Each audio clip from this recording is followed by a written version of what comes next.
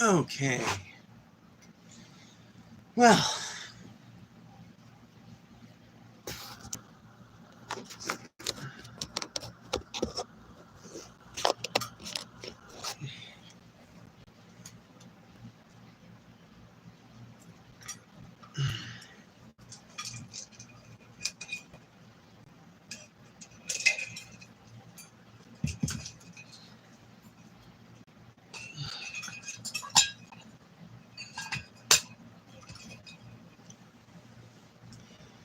well.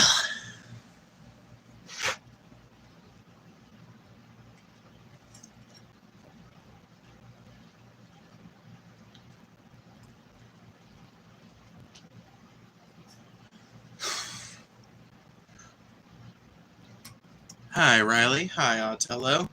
Welcome, everyone. Welcome.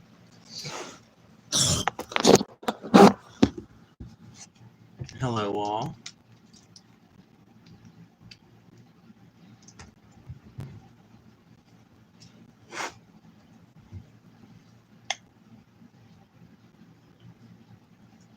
What the dog doing? What? Is that like a weird turn of phrase I'm unfamiliar with to say hello?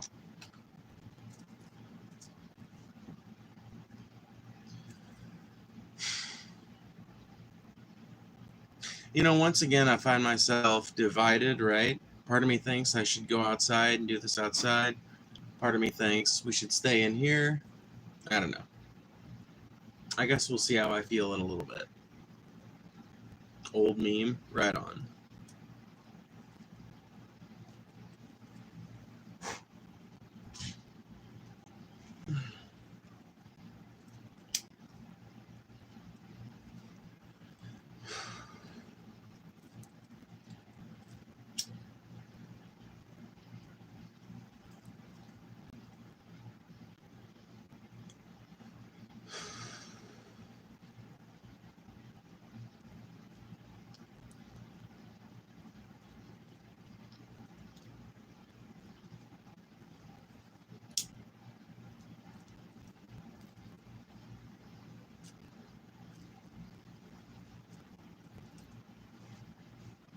Hello, hello, hello, hello, hello. Hello, hello, hello, hello.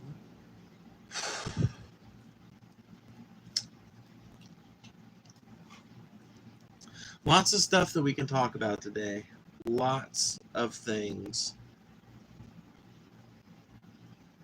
But who knows what people will come up with? That is up to you guys.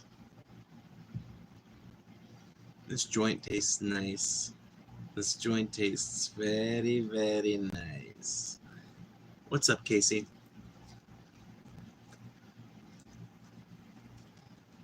Great time to be an American, am I right? Oh, yeah.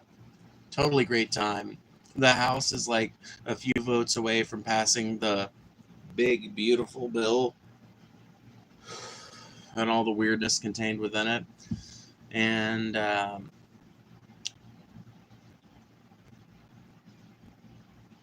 apparently a fireworks warehouse blew up in California, so that's kind of fucked up. I think the big beautiful bill vote was at 214 to 217 last time I checked. 214 to 217. Which and which? Are we talking Republicans to Democrats? Or are we talking Democrats to Republicans?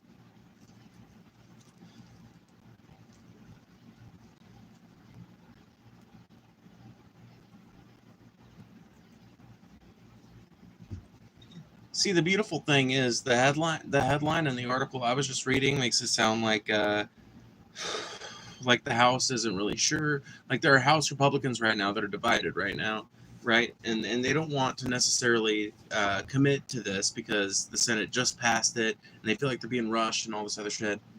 But the beautiful thing is about these um, like critical moments where we really need the Democrats to come out in force and say, no, we're not going to allow this to happen. This is going to be one of those times when they probably do the opposite. So if the Republicans end up losing a few too many members on their side, be ready for some Democrats to come and vote for the other fucking side. Be ready for some Democrats to make sure that despite Democratic Party agenda, that Trump's agenda remains how the country does things going forward. Be ready. Democrats love to talk shit about their opposition, their strong opposition to the Republican president, and then walk right in lockstep with them.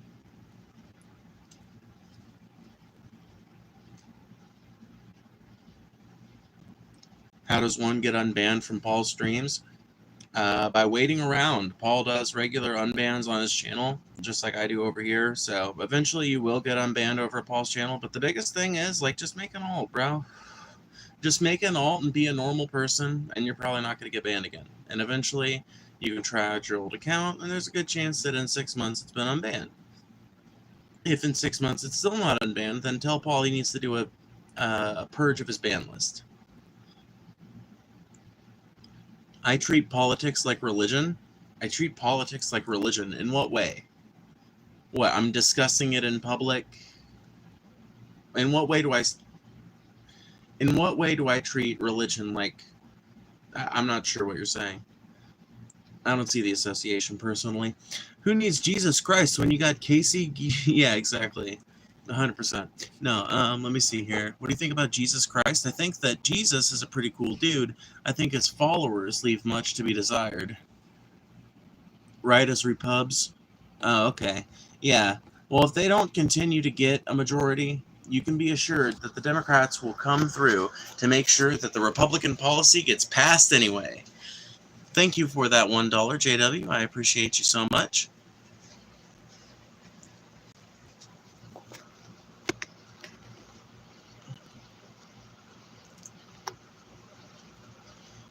I don't want to make alts, not gonna lie. I'm social on this Discord and have talked to him numerous times in VC. I hope he can unban me someday.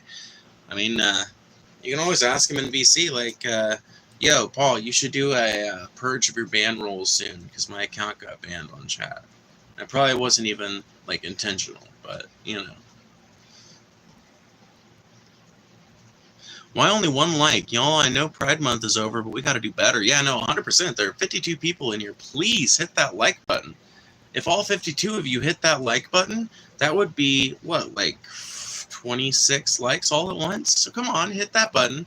It's super easy, and it makes your experience better by increasing the amount of people engaging with the chat. So come on, hit the button. You know you want to.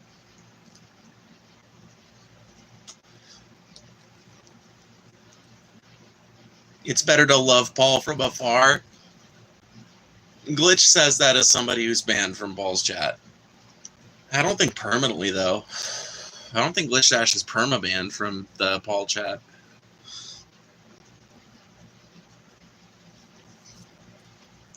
Anyway, yeah, what do we want to talk about today? Do we want to talk about how the Democrats are probably going to come through to make sure the big, beautiful bill gets passed if the remaining Republicans that are holdouts on it don't end up coming through?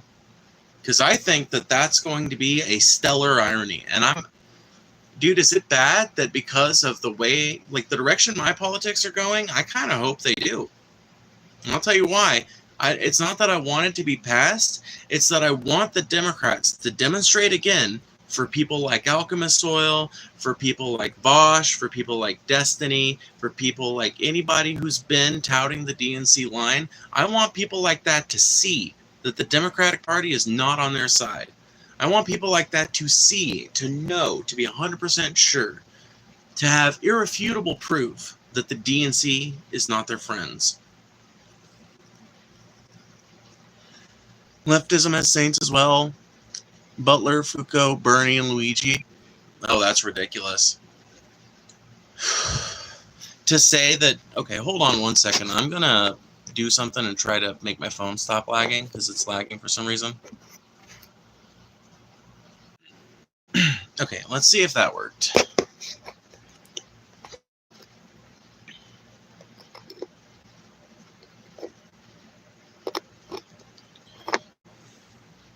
So leftism has saints as well, like Butler, Foucault, Bernie, and Luigi. Yeah, saying that assumes that every single leftist sees those people as people to look up to. I actively reject the idea that Foucault is some authority that we need to look up to. I actively reject the idea that gender theory and shit descends from him and only him. I actively reject that only one teacher can be the source for any given school of thought. actively reject that premise. I actively speak out against how Bernie Sanders is a DNC shill who sold out and refused to stand up for the rights of the American people or the will of the American people. I haven't talked about Luigi Mangione in a few months, but as far as seeing him as a saint, no, I don't see him as infallible, nor do I pray to Luigi Mangione. Are you starting to see some of the distinctions, Ein? So you're calling Bernie a heretic? No, I said Bernie sold out his morality for the billionaire class by falling in line with the DNC. See, I think you're the kind of person who has learned this line of rhetoric from somebody and who now uses it on everything, but I don't consider this some kind of gotcha own. I don't give a shit how you think I look at anything. Period.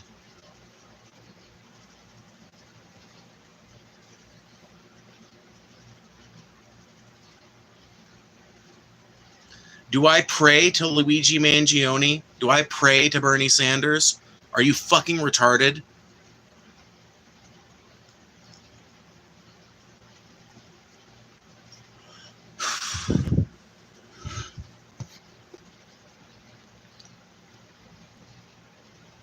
What is it with leftists and Foucault? Is it because so many watch ContraPoints? What about Mesach, Zola, Sartre, or Hein? What about any of the millions of different people who have talked about gender theory, the sex theory, any of these things that these authors have talked about? What about any of the people who have talked about various areas of leftist theory? Like, what? Like, why? Why? See, the thing I fucking hate about being a leftist in America, right, is that you constantly have to contend with people that want to append every other motherfucker under the fucking sun that has ever called themselves a leftist. They want to append that to you, right? But they get super fucking pissed off if you append every random fucking libertarian or every fucking random Republican to them. If you say that they are the same as Mitch McConnell, if you say that they believe the same things as, say, Barry Goldwater, they fucking suddenly want to have a big problem with that, right? Or if, God forbid, you say that they share beliefs with David Duke, right? Because they're both Republicans, they don't like that shit. They hate that shit. Oh man, do they take issue with that. But they are totally fine doing it to people like me. You know why? Double think.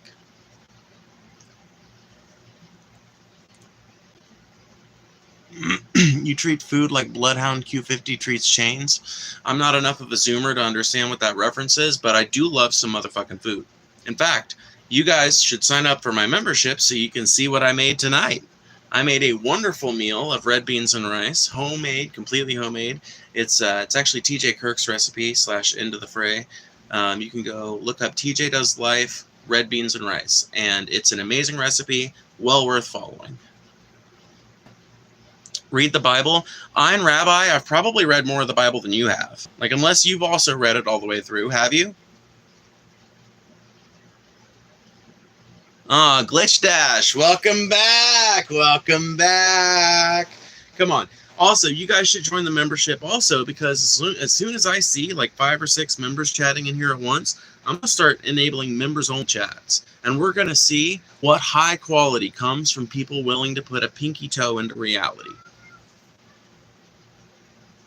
Do you like Paul's haircut? I love Paul's haircut, yeah. I love Paul's haircut. I think it's I think it's the best cut he's had in a long time. I really liked his long hair too, you know? But as far as like the looks that he's had throughout the years, this is definitely my favorite of them. I know he doesn't like a bunch of commentary on his looks, so I kind of hope he's not watching right this second. But I really do feel like it took like 20 years off of him. Not that he looked super fucking old, but he looked like prestigiously old, you know? And now he looks like mid-30s again. So I guess not 30 years, but it took like 10 years off of him, you know? He looks queer now, yeah.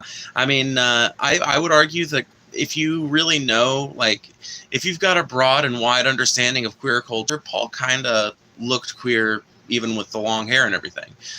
But also, it's kind of hard to look queer, right?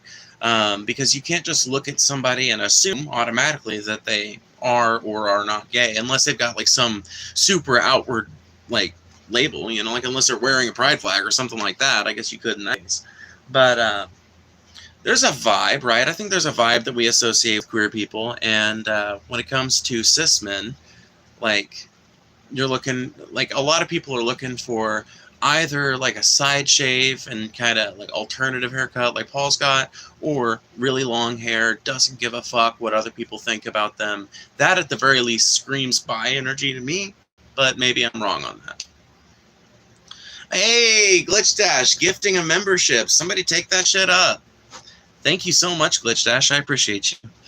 Glitch is one of my, he's one of the coolest fans we got because he is constantly supporting the channel, so. What the fuck is that haircut? It's called bangs. I've got hair back here as well. Did you see Dr. Phil talk about transgenderism? No, and I wouldn't be interested in hearing him talk about it. Not unless he's got some, like, mysteriously pro-trans stance. Like, I've probably heard Dr. Phil's line on it before, you know? And I really don't take Dr. Phil's word very seriously on much. He hasn't maintained a licensure in a very long time, and he hasn't followed the Hippocratic Oath throughout his entire television career. You could argue that he broke his Hippocratic Oath the moment he started working for that fucking courtroom psychology. No, he actually founded a courtroom psychology company, basically. They offered some other services too, court reporting and things like that. But a primary thing that they did was, like I said, courtroom psychology, going in there and helping people win their cases, helping big companies, in his case, win their cases by basically using human psychology against the defendant, using human psychology against the jury, effectively, and against the judge. Are you on HRT? No, not currently. Why are you yelling? Did you cut your own hair? Yes, I do cut my own hair. You have more views than Paul right now? Is Paul streaming too? I didn't know Paul was streaming. But, I mean, we get, like, here's the thing. Like, the difference between me and Paul's channels is that Paul will keep, like, 80 people throughout, like, 2 hours. I will get really crazy views over the first, like, hour and a half, and then it usually cascades down to, like, 50 or 60 by the end of the stream. So, you know, I don't do as good as Paul does in terms of retention, but I do better in terms of, like, algorithmic appeal, I guess you could say, in terms of, like, reaching a broader audience just generally, but I'm not as good at keeping those people around. Why is healthcare so fucked up in America? Because moneyed interests are involved in it. 100%. You want to know why healthcare sucks in this country? It's the same reason why every other fucking thing in this country that sucks. It's literally the same exact thing. It's the same answer for every single one of them. It's moneyed interests. It's the profit motive, my friend. It's the fact that the person who determines whether or not your grandma gets the care that she needs is not someone who is literally just looking out for the objective good of everyone and who is divvying up resources according to how many resources there are.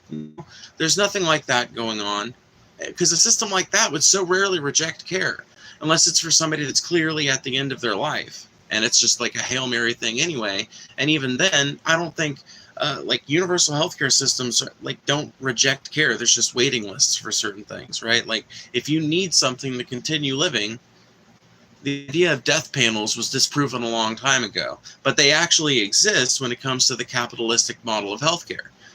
There is a person that sits in an office somewhere whose job it is to determine whether or not your grandma gets the care she needs at the end of her life so that she can get a few more years with you. That's fucked. That is absurd. And people end up with thousands and thousands of dollars of debt in this country, despite the fact that they have insurance, or despite the fact that they start off with insurance at first. I know a trans when I see one. I'm openly trans, bitch. You can stop spamming now. Hold on. We're going to need to put on the idiot button, aren't we? I hate to do it to him, but sometimes you just got to do it. Okay. We're going to do 1 minute, and we're going to do a 15-second message delay. That's our normal That's what we normally set. Alrighty. By the way, there's 209 people in here. I would appreciate it if each and every one of you guys would hit that like button. But even if only half of you did, that would be almost 100 likes. In fact, that would be over 100 likes in a second. So hit that button. You can either double tap your screen or hit it in the column somewhere. Somewhere over here, I think. Somewhere. Idiot button. Well, that's what it is. You know, it's excluding the morons from the conversation. It's excluding the people who just want to spam. It's excluding the people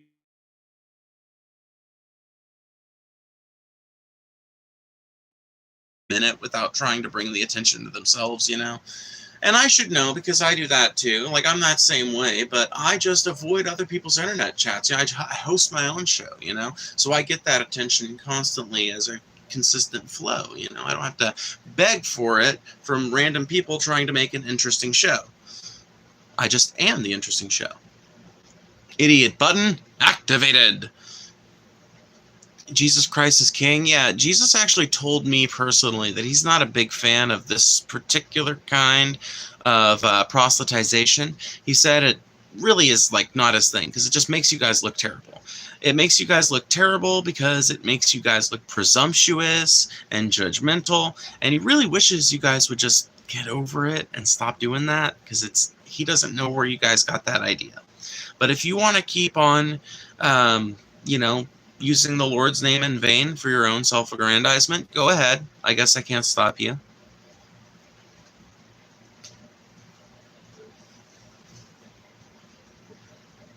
More Christianity in that little fucking paragraph that I just gave you as an atheist than in your entire little comment that you just wrote to me.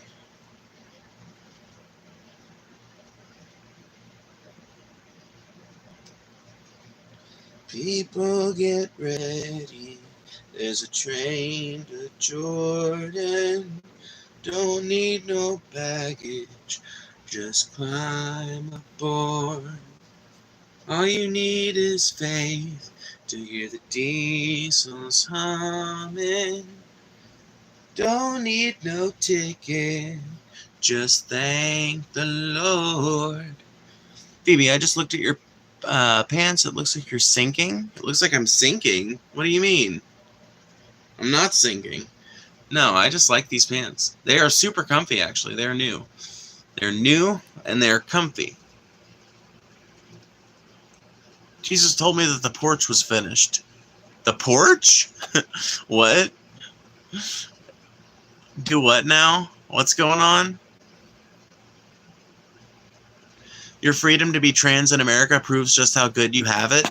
Like, that's the fucking thing that fucks me up about some people when they talk to me. Like, people like you fuck me up because, in my opinion, like, I should be... In fact, it's not just my opinion. The First Amendment guarantees my right to be critical of America, and I consider it a pretty critical part of American culture to be critical of America, to make criticisms of this country, to talk about the problems. You know, and it's also just good sense. If your country has a problem, and every country on this planet has problems, you know, how does an individual solve a problem? Well, the first step to fixing a problem is admitting you have a problem. That's a basic thing that you learn in rehab. And that's what this country needs, is a long trip to rehab. So our first step is going to be admitting that we have the problem. And if we can't even do that, if people are just going to get sensitive about the very idea that we can talk about the things that America does wrong, then we're never going to get any improvement. And I think it's also pretty rich that I usually hear this criticism. Like, the people like you that make this criticism are usually conservative. I'm not saying that you necessarily are, but usually this comes from right-wingers, Republicans, and assorted conservatives. And you guys are more than willing to criticize the country and talk about how much it sucks during a Democratic administration. The only time this love it or leave it rhetoric comes out is during a Republican administration. And I just think that that's really underhanded and really partisan.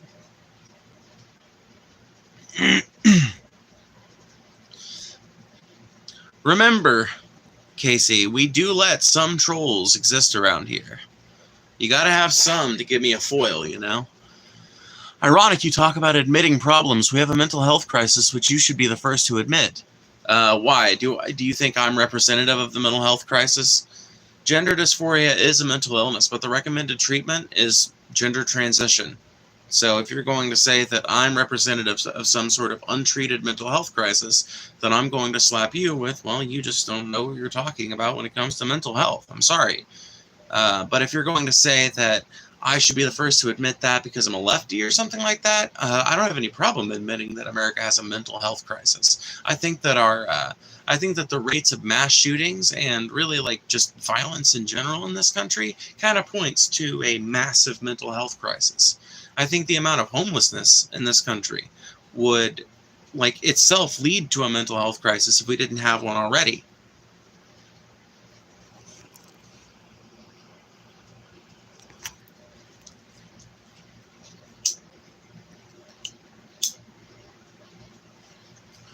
Tell you what, Kevin, since you're being so inaccurate about this, unless you can prove to me that you're a doctor, I really don't want to hear what you have to say about mental health, okay? I'm not going to let you sit around in my chat and spread a bunch of fucking total bullshit disinformation because, like for the lulz, you know?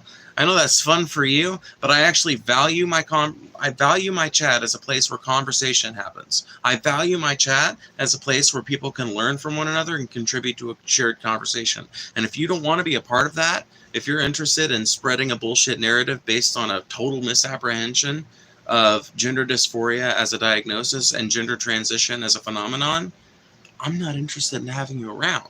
It's one thing to have a disagreement about the philosophy of it. It's one thing to have a disagreement about the ethics of it or whatever the case may be. But to literally spread disinformation about it is something that I cannot allow in my chat, will not allow in my chat.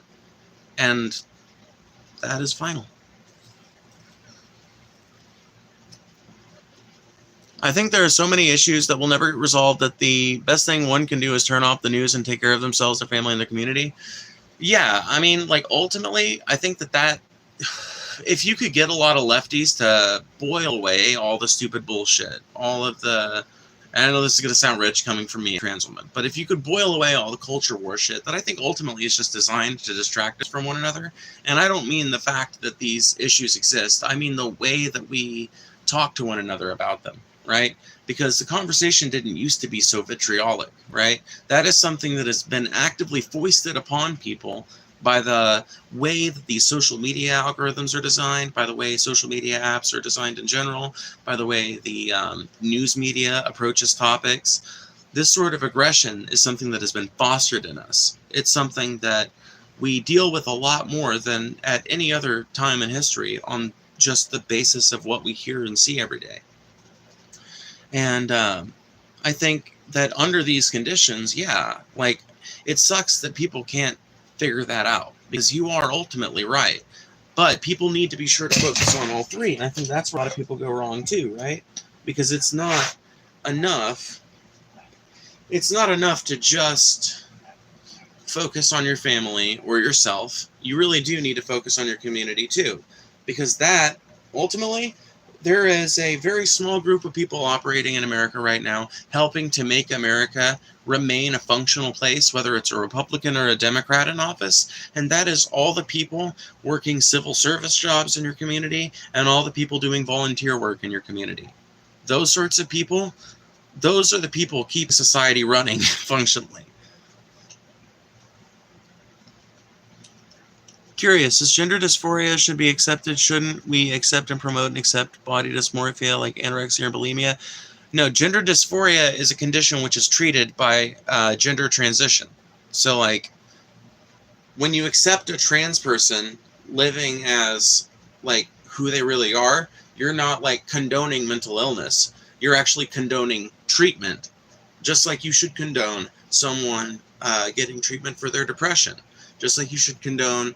You know what I mean? Like, you should be happy for them. Like, you should accept that, right? That should be, like, that's a good thing, because you're looking at a treated mental illness. You're looking at a mental condition, maybe not a mental illness, but a mental condition at the very least, which is being treated appropriately, like as described by the Mayo Clinic and the DSM-5. Like, you know, as far as I'm concerned, if you're going to argue with the Mayo Clinic, argue with the RAIN.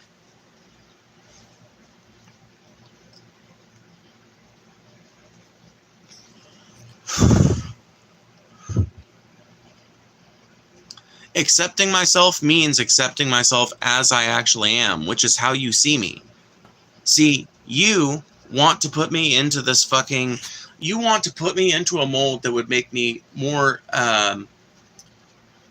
what's the word I'm looking for? You want to place me into some kind of mold that would make me easier to perceive for you, because you are probably caught off guard by my existence. You're probably somebody that feels like you were never allowed to fully express yourself, like you were probably suppressed, maybe, in your gender expression all throughout your life, and you probably live a life that's still restrictive of that to this day.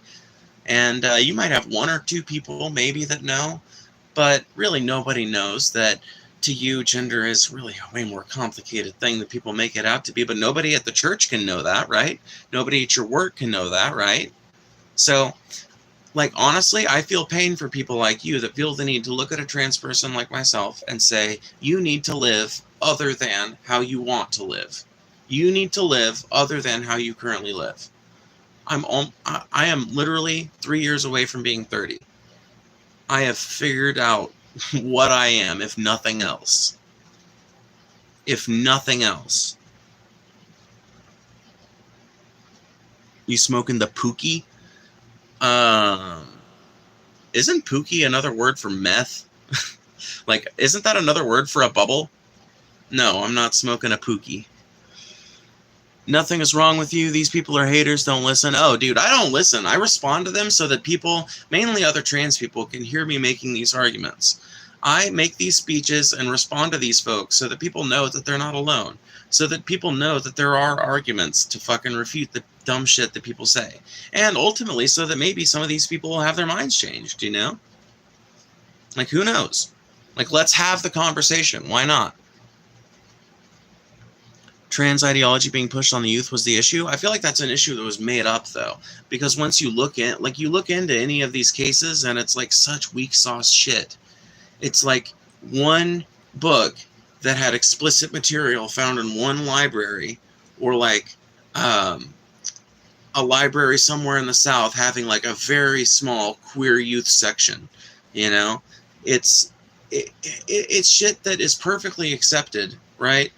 I mean, like, this is shit that is perfectly accepted and made excuses for when it happens, for people that are like, you know, straight, right? When it's like straight relationships being depicted, there are all kinds of those in all sorts of children's media, young adult media, etc. But it's only queer relationships that get discriminated against in that way. And so, like, ultimately, I feel like it's an issue that was blown way out of proportion. The vast majority of kids learn about trans people because their parents choose to explain trans people to them. Or because they see a trans person out in the wild somewhere when they're out at a store with their parents or something like that, and they ask, like, why is that lady so tall? Or why is that man so short? Or whatever the case may be, you know?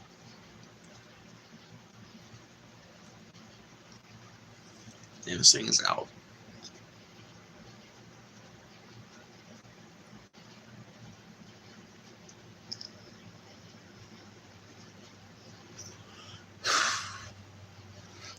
Damn, I'm going to have to increase the idiot button to an even higher limit. That is wild. Some of you guys are crazy. That's kind of cool, though. Also, there's 510 of you in here. If even half of you hit that like button right now, we would have over 250 likes. Imagine how far this stream would go if you all would do that. Now, please, hit the like button. I'm a lifelong blunt bangs lover. Keep the hair. Hey, I always will. I love these bangs. I've had them for 5 years. They're not going anywhere. They're not going anywhere anytime soon.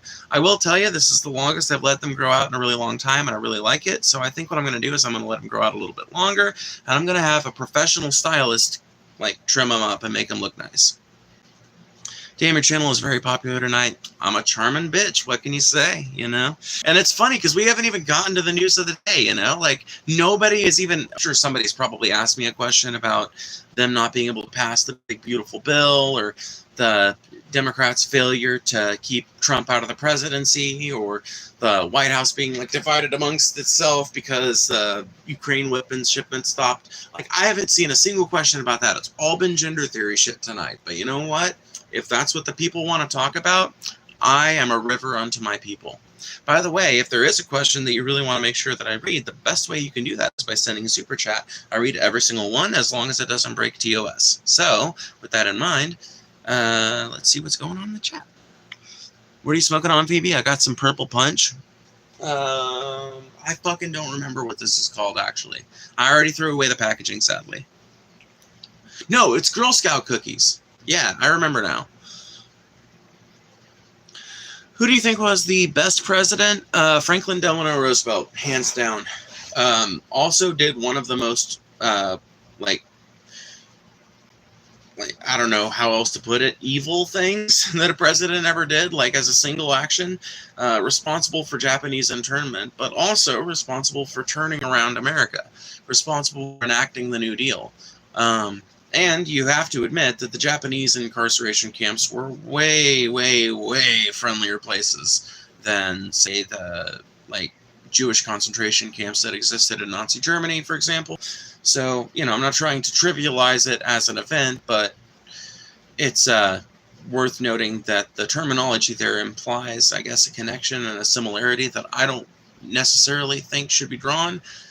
From my understanding, from what I've heard Japanese American activists talk about it, it's not a comparable thing. Other than it was one ethnicity being brought together in one place, living in cramped quarters, etc.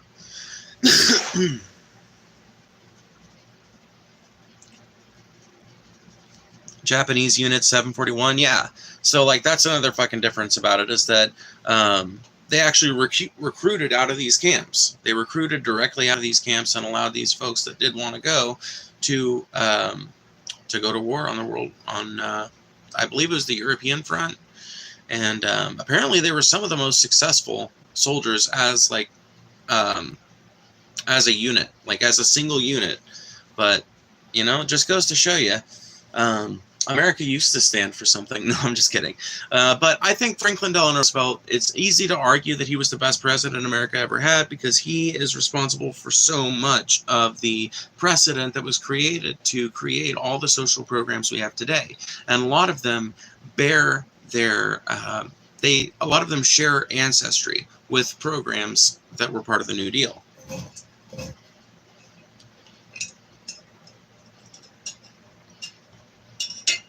Fun fact, too, a lot of New Deal policy was socialist policy that had been getting tossed around in America, by a lot of people for a long time.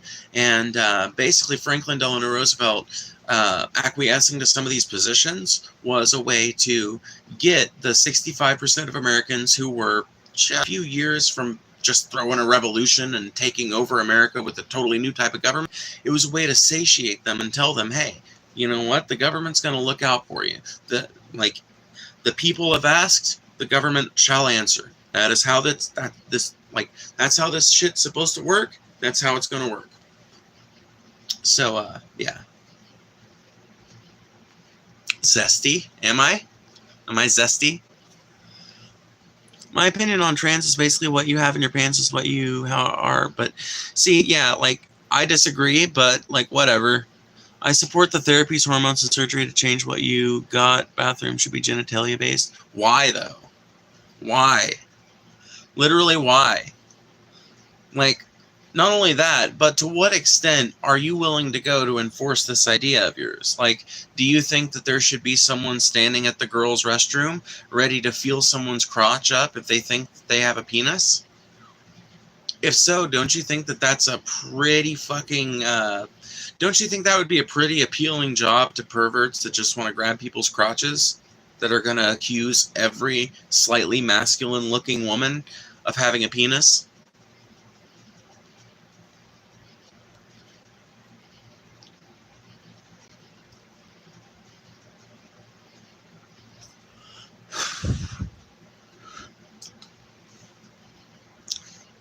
The Democrats have ruined where I live in California. I honestly think Elon has a point about making a new party. I think he does too, but I also think the only reason Elon Musk is saying that is because EV subsidies were cut massively. I don't think Elon Musk would be saying this if his companies and his technologies had been favored by this big, beautiful bill. Well, ironically, some of them were. but he just wasn't favored enough in the final version of the bill. He didn't get enough fucking sweet government pork, and so now he's going to go around calling the Republican Party the Porky Pig Party.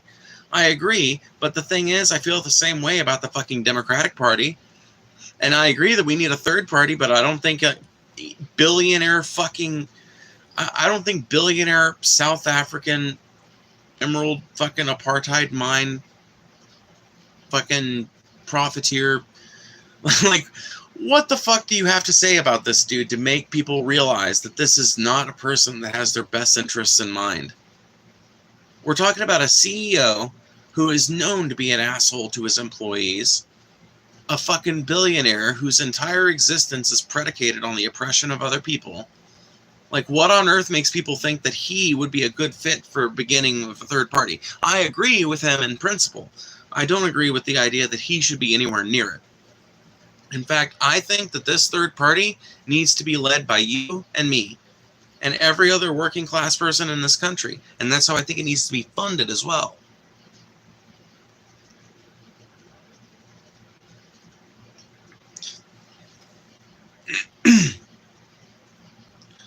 Dude, I love your vibe. I just found you and I agree with everything you're saying. Well, I'm sure you'll find something you disagree with at some point, but that's the beautiful thing about this channel, is that we can have disagreements and we can continue talking. Speaking of which, Glitch Dash, don't forget, leave me some trolls so I have a foil, you know? There was never a two-party system when we made America. No, I mean, like, that's the thing. When America began, there was a wide variety of... Well, actually, when America began, pretty much everybody was united behind George Washington. It wasn't until after George Washington was no longer president that divisions started to build, right? But for the first few years of this country, for like the first 100 years, honestly, it was pretty easy for a third party to come and go. It was pretty easy for a new party to arrive. And for the last 100 years, it's been incredibly difficult for a new party to arise. But I think that the reason for that largely has been rhetoric coming from both of the parties. And that rhetoric, by the way, the fact that the rhetoric you hear against third parties is universally parroted by the leadership of both major parties in this country should tell you something. That should let you know something. Shh. Okay. Thank you. Thank you for the 99 cents. What do you think about Andrew Tate and Jordan Peterson? I really don't think much about Andrew Tate or Jordan Peterson, but I certainly have more to say about Jordan Peterson than I do Andrew Tate. I think Andrew Tate is just a dumbass meathead, honestly. That's it. I think he's a dumbass meathead that probably did some fucked up shit in Romania. All right. Now, this is an example of a troll we can definitely do without. There we go.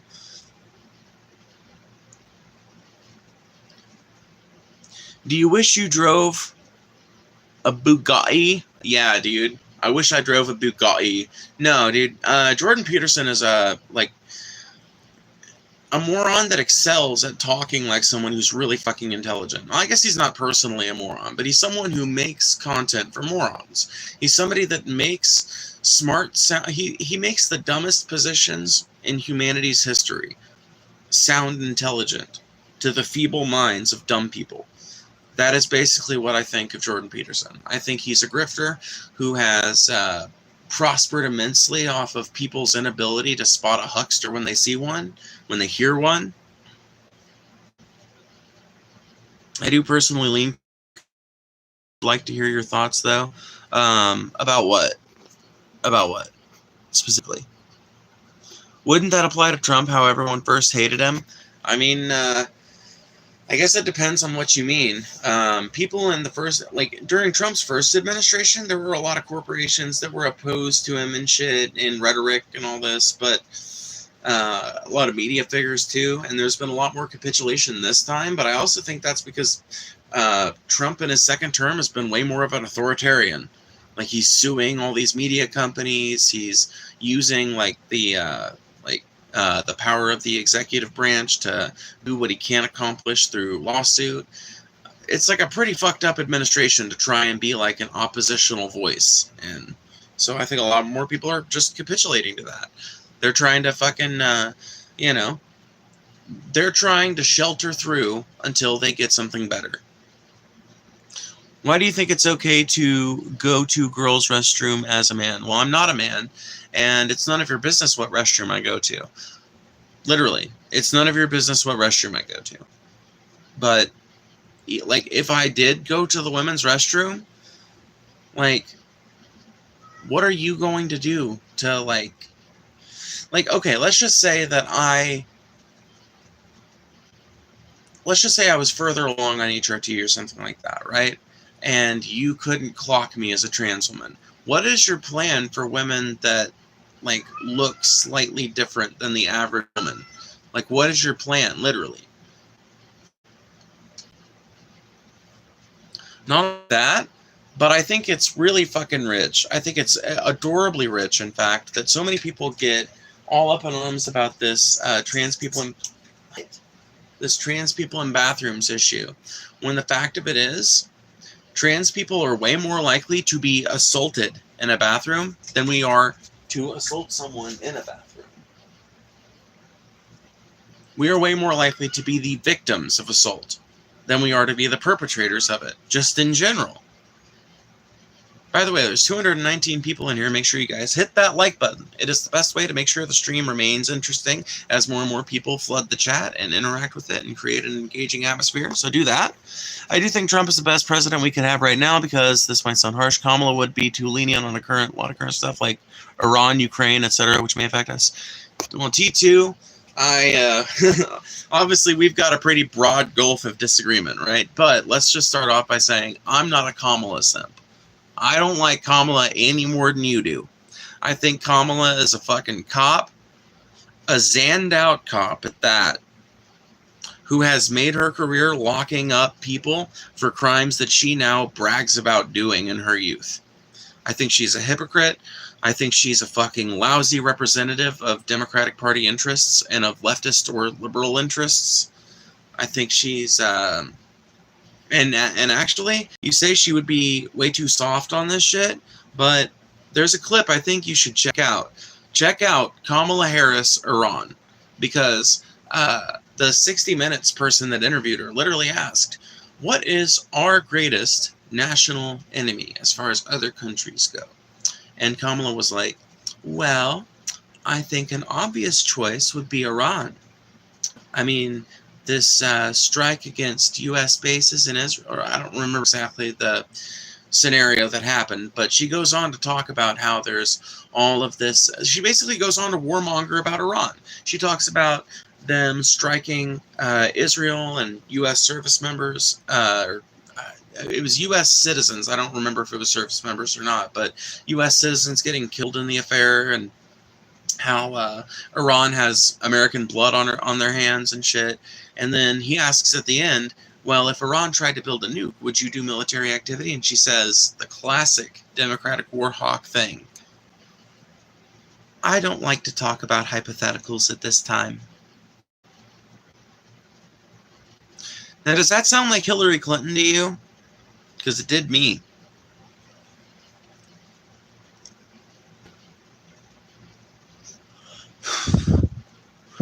I think you choose the bathroom that you feel safest to poop in. Yeah, exactly.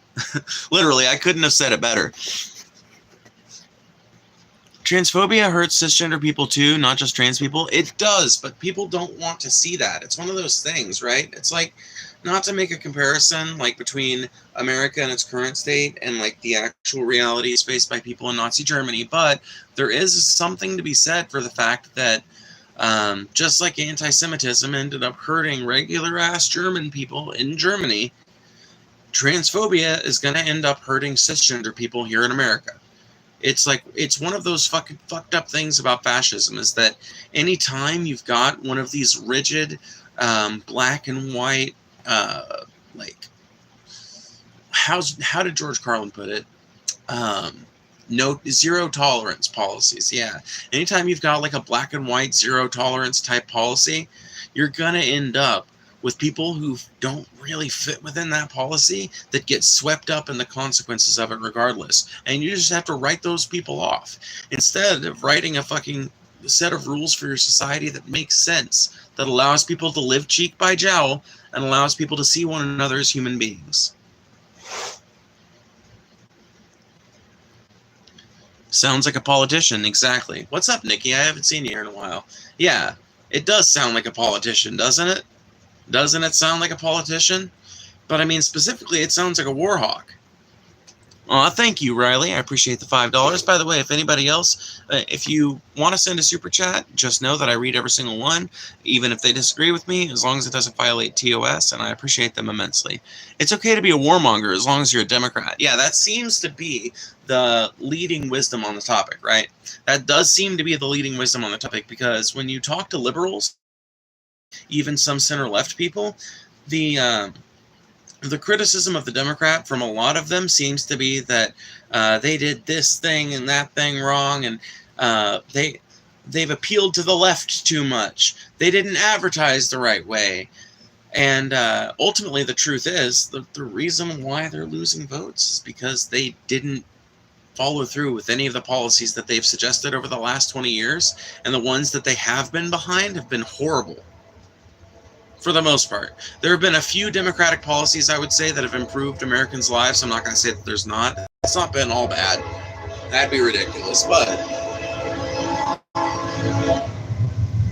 the fact that it's been this bad is pretty absurd when you consider that this is supposed to be the party that saves us from fucking Republicans, that saves us from the rightward march of the Overton window. What do you think of Zoran Mamdani? I love him. I hope he wins the New York election. I hope he gets to build a bunch of government-owned grocery stores, and I hope they all work out. Why I said best president we could have, because third-party presidents never win, sadly. No, they could, though. That's the thing. There is no electoral rule that prevents them from winning. You just have to get enough people on board. You literally just have to get enough people on board. And I feel like right now there's a critical mass of people who feel like you and me. People who are not... people who don't want to ally themselves necessarily with their party or with the party that used to represent their interests or whatever the fuck. I think that there is think about it. I think it was you that brought up the third party thing, right? So you're clearly thinking about it too. You're on the fence about it. A third party could win. We just have to get people to stop saying that a third party can't win. I know that's like, it sounds like a tautology, but that's just how it is. I have a theory for specifically politicians who are women, with a few exceptions. When a woman in politics takes corporate money, she is whisked away and dunked in a vat of mysterious green liquid that completely strips them of all emotions. I don't know about that. It sounds a little misogynist, but I do know that happened to Kamala Harris and Hillary Clinton. I think generally, though, like genuinely, what happens is that, like, the Democrats are every bit as much of a corporate party as the Republicans are. And so whenever you get into one of these parties, whenever you get kind of like juiced in with them, I think that there's a whole fucking bunch of parties that they take you to and a whole bunch of fundraising that they do for you. And they really show you what kind of life you get to live now that you've ascended from pleb to statesperson. And they lavish you with that money. And then at some point, the implication comes out while you're drinking or something like that, you know? Yeah, just... you know, as long as you keep voting with the party, you know, this shit, guaranteed. I mean, I've been enjoying parties like this for 30 years. And that implication, I think, is enough to burn some people. And in fact, I think it's been enough to burn every promising Democratic politician we've had, with a couple of exceptions, over the last 20 fucking years, 30 fucking years, 40. I don't even necessarily want a third party to win. Why doesn't the logic of bought and paid for not apply to third parties? Well, the third party that I envision, Nikki, is one that is funded by grassroots effort. A third party that I envision being able to get wide support in this country would be a third party that actively and publicly refuses individual donations greater than a certain amount and utterly refuses donations from PACs.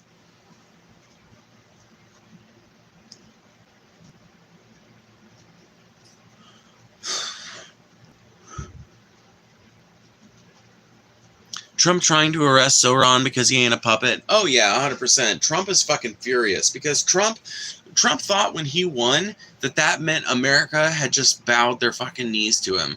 Trump thought when he won and the left didn't do a January 6th because we're not retarded. Trump thought that meant he got the heart and minds of the people.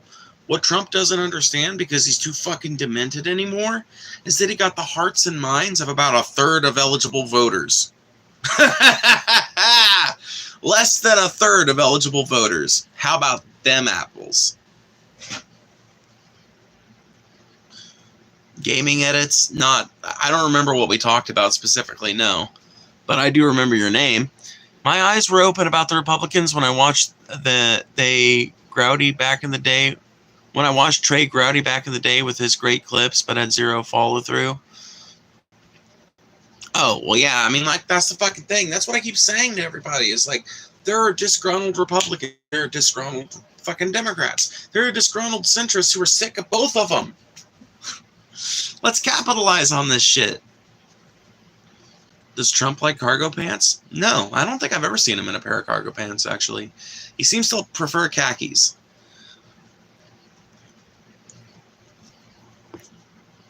I would say 30% of voters will vote left no matter what, and 30% of people will vote right no matter what. The middle 20 to 40% flip-flop.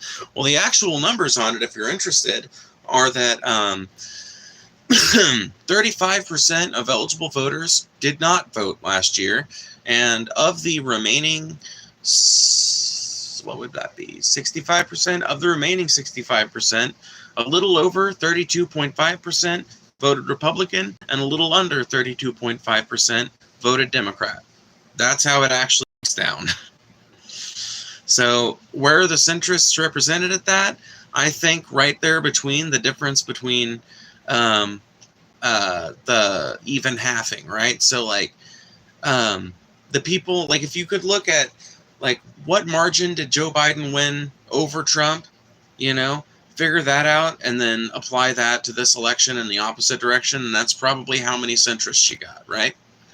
So I don't think they're nearly as big a percentage as you're saying, but what I do think is that there's 35% of eligible voters who are apparently so sick of both parties that they don't vote, or who haven't been activated politically for one reason or another. Those are people we can activate. I also know that there's a good 25% of both Republicans and Democrats that are fucking sick to death of the parties. And there's another good 10% that would gladly jump ship for something better.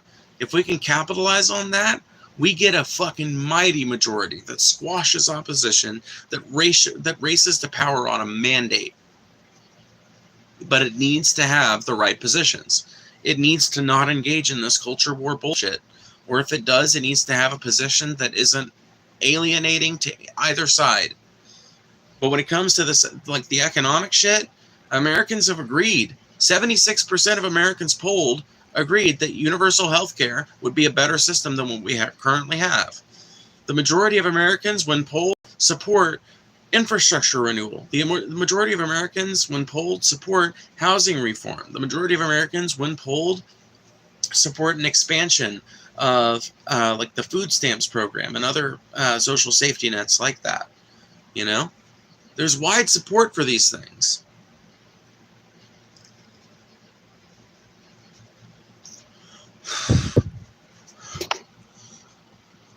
If I'm 22, act like it.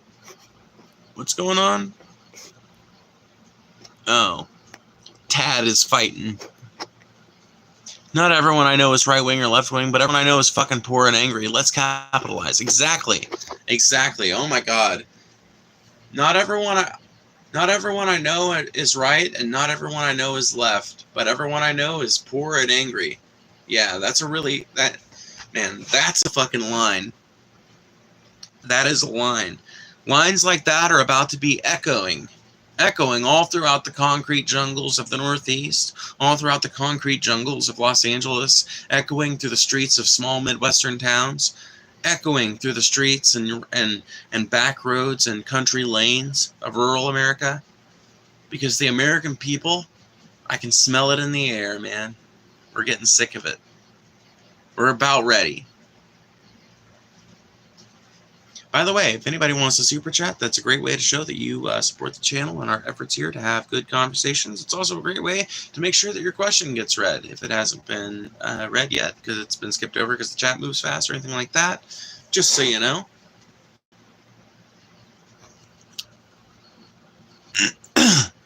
Hey, Tad, please stop arguing with people in my chat.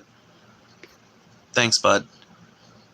I choose Charlie Chaplin with Yosemite Sam as head of Department of Defense, Bugs Bunny as VP. That'd be better than what we got right now. Legit and genuinely. Do you support abortion? I support a woman's right to choose, yes. Do I think abortion is a great thing? No. My partner had to have an abortion because they had blighted ovum. So literally, they had a condition where their body thought, like, they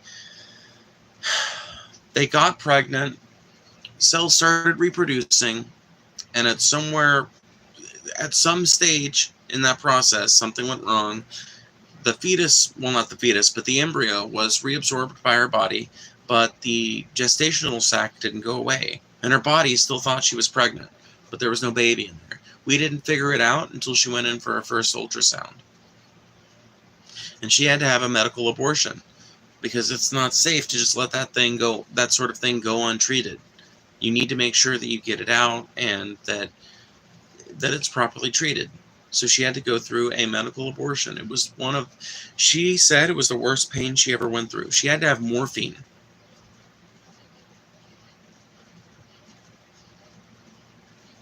She had to have fucking morphine because of how much it hurt. I can assure you, nobody's having an abortion for fun.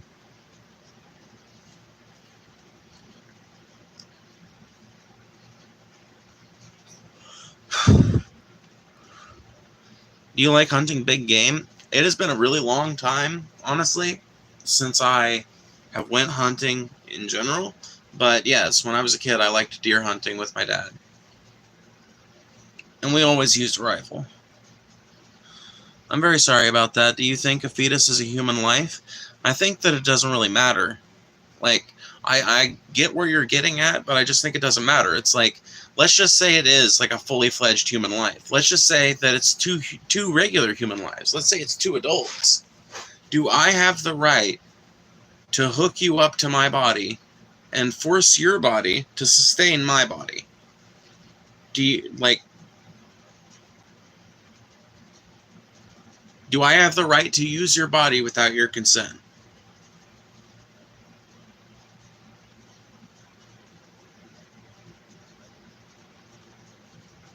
Does life begin at conception or at 18 weeks? I think life began about 1 billion years ago and has been steadily evolving ever since.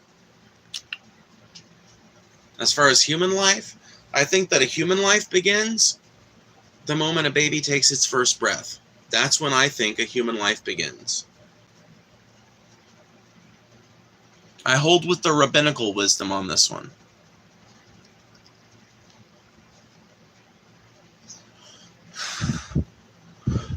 Would you rather vote Napoleon or Michael Jordan for president? Napoleon, dude. Napoleon, bro. Napoleon was a cool dude. I like Napoleon. And by the way, he was not fucking short. Napoleon was average height for his time. He just hired exceptionally tall bodyguards. You can look it up.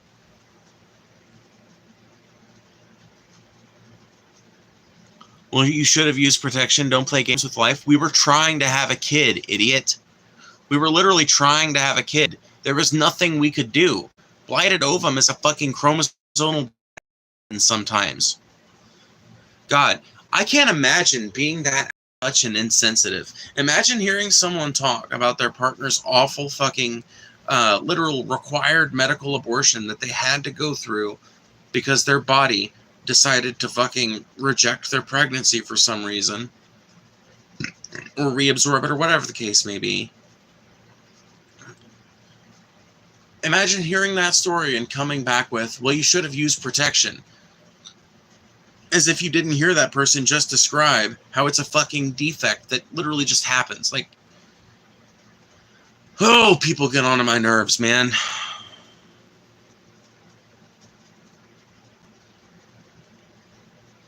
A blighted ovum or anembryonic pregnancy is when a fertilized egg implants in your uterine lining but doesn't grow into an embryo. Exactly. That's what happened to her. And a gestational sac is formed, and it progresses to a certain point, and then it stops, and then it's reabsorbed by the body. But the gestational sac remains, and sometimes your body is fooled into continuing to produce the same hormone profile and everything. And so sometimes women will carry those sometimes for a year, not knowing that they were ever pregnant sometimes. It's fucked. They had to have a medical abortion in order to be treated for a blighted ovum that they could have literally done nothing to prevent.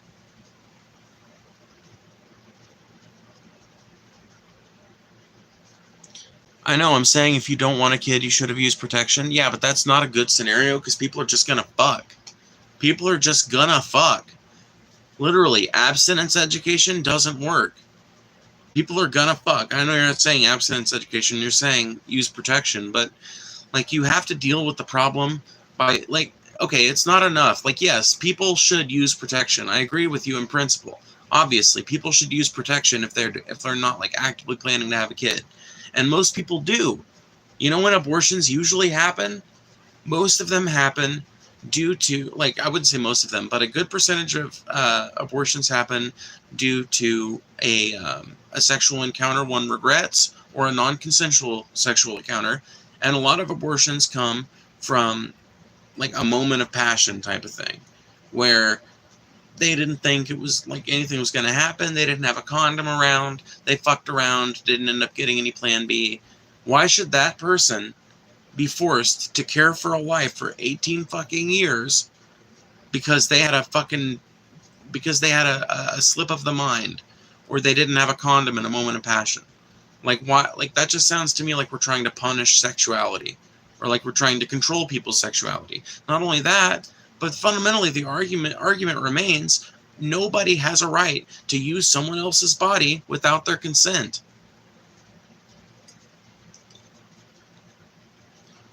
So I'm sorry. Yes, if a potential mother does not want to have a child, I don't think she should be forced to carry one. I don't think that does anything but engender resentment in the mother.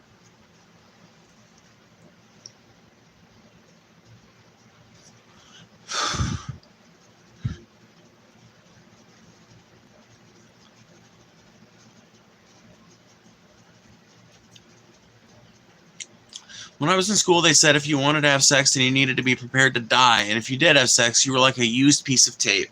Oh, yeah, dude. Riley, I've seen those videos and shit. And yeah, it's disgusting the way abstinence-only sex education talks about sex in this country is really gross and really weird, really unhealthy.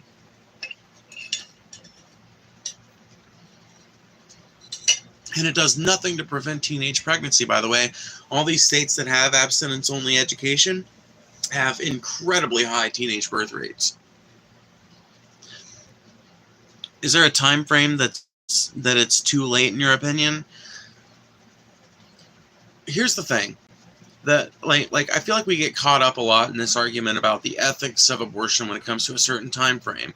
But the fact of it is, like, most people know that they're pregnant after a certain point. Like, I guess it just depends. I don't know what that time frame should be. The reason why it's a difficult question for me to answer, right, is because if you're talking about a late-term abortion, those are only ever done in the case of a medical emergency. And the reason why is because by the time you've dealt with a pregnancy for 7 months, I should know, I have a son. I didn't obviously carry the pregnancy, but my partner did. By the time you've carried that pregnancy for 7 months, you have an attachment to that baby. You have an attachment to that fetus, which you now look at as your baby. Like, you're not going to be able to even think about aborting it. Like, you don't even want to talk about the topic of abortion in the last few months of a pregnancy, no matter how you feel about it personally. And when that sort of thing has to happen, a late-term abortion, it's always a tragedy. There's always a funeral for the life that could have been. So, no, I don't think there should be, because I don't think that anybody that's been carrying around a pregnancy for 5 months is randomly going to decide one day that they aren't interested in it anymore. Maybe after 6 months would be a good one, but I just don't know. For me, the ethics of it get caught up in the fact that I know that people get attached to a pregnancy pretty fucking early on in the process. And the later they are in that process, the more attached they are. Why don't you say what's not accurate rather than just screaming that something's not accurate?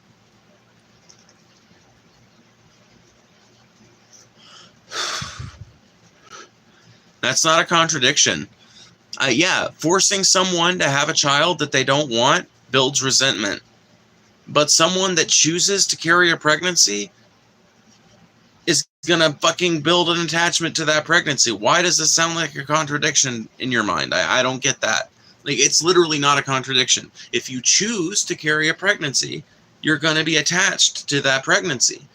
If you're not down for that pregnancy, you're probably gonna choose to get an abortion, whether it's legal or not. And any state that does force people to have those kids, that makes it incredibly difficult to get an abortion, just ends up with a bunch of resentful fucking mothers who would have gotten rid of that fucking embryo with Plan B, probably in most cases, and who would have gotten rid of the fetus with an abortion long before it ever could have formed the ability to have thoughts or to build resentment within itself because its mother hates it.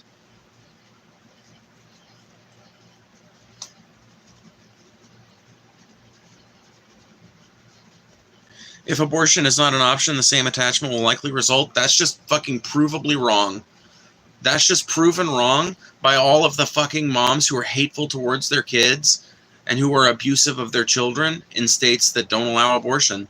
That's just proven by the rates of child abuse prevalent amongst communities that don't believe in abortion. Sorry.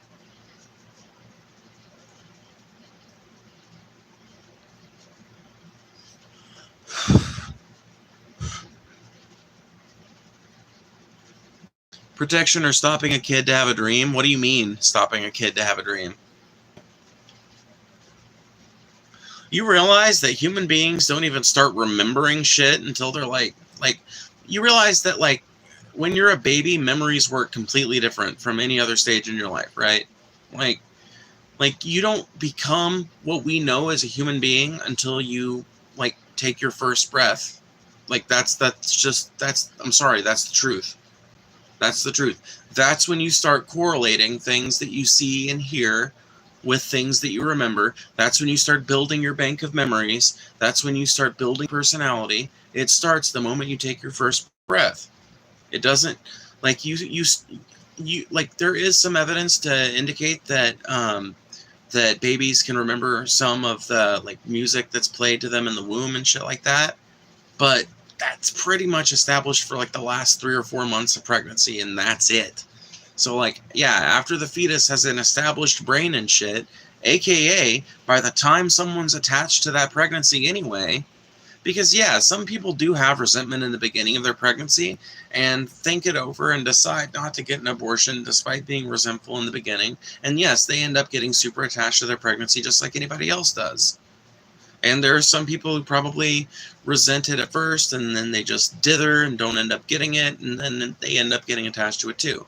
But there are also plenty of mothers with resentment for their children because deep down in the deep of their hearts, they really wish they could have gotten an abortion way before any of this was a problem. They really didn't see parenthood as a path in their life, but they were forced into it because either they come from a religious community that does not allow abortion, or they come from a state where they can't get it, or they come from a country where they can't get it. What if the U.S. Congress is stacked with incubator babies? Jerry Seinfeld's parents were World's Fair incubator babies. Jerry said it. I don't know. What if they are, man? What if they are? What if it is, bro?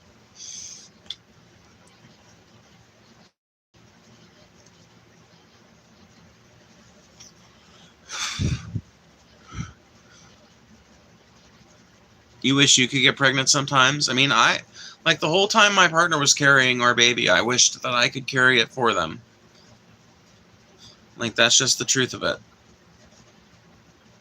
Babies give us hope, love, and reconnect to the childishness goodness that the cruel world corrupted from us. Yeah, I 100% agree. I still don't think that that means someone should be forced to care for one, though. I chose the path of parenthood. I wanted this path. I wanted the path of parenthood.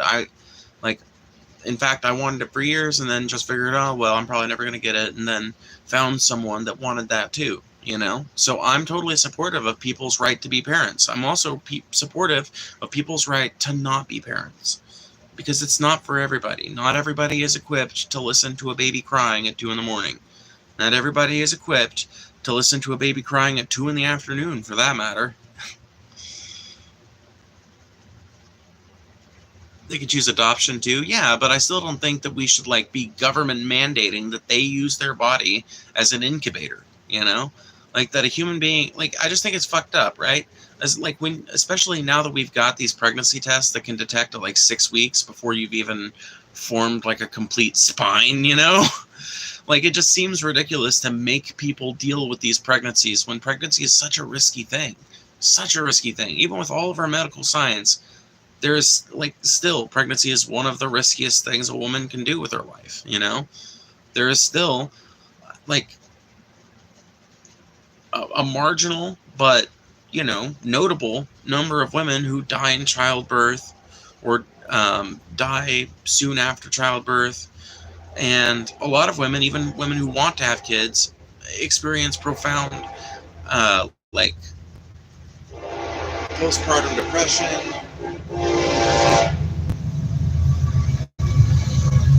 It does physical damage to your body. I think that there's like a lot of reasons why someone might not want to do that. And I think in a world where we can detect it so early, why on earth would we want to police that out of the population?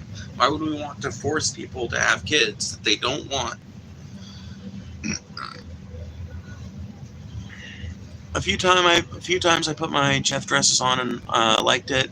Now I swim as a girl, so stop trolling us and assuming someone is Aspergian or neurologically muffed up. What are you talking about, Yak? I don't feel like we're talking about that, but okay. Cool. While on the subject, are we just never going to do anything about the horribly abusive foster care system? Don't get me wrong, there are plenty of cases where biological parents are not fit, but it feels like switching from lava to fire. Yeah, that's the fucking thing, is like, it's one of those issues that is just ignored by both sides, and I think the reason it's ignored is because foster care is a favorite hobby of rich conservatives and rich liberals alike. Foster care is a fucking favorite hobby of fucking rich people on both sides. People that can afford to do all the shit that you have to do to be able to foster, and then they get even richer off the fucking checks that they're getting for the fucking care of the kids. But they're fucking rich enough that they've already got everything coordinated for as cheap as a human being can live, because that's how being rich works.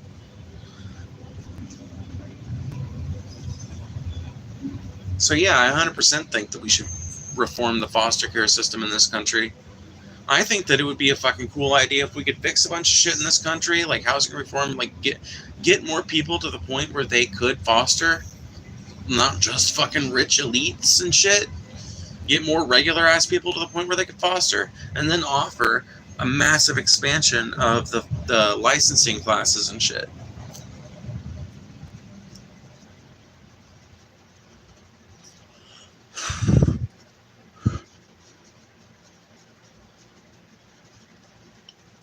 Are you a business owner or landowner? I am a landowner, yeah. Background, no. If not, why talk politics when you have literally no power? Because I don't literally have no power. There is power in a band of working folks when we stand hand in hand. There is power when we that must rule in every land, one industrial union grand.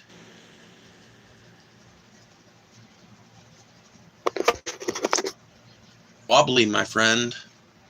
I believe in the power of collective action.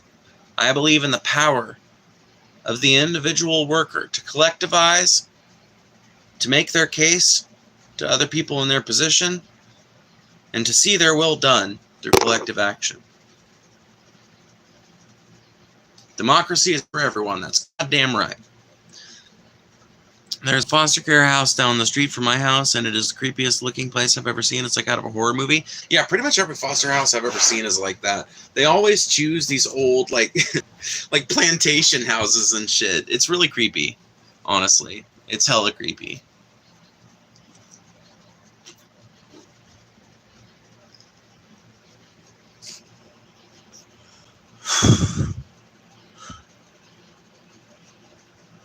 Being a kid in general is pretty fucking tough in general. I mean, when you end up with a total dud for familial support, you have little to no recourse as a minor.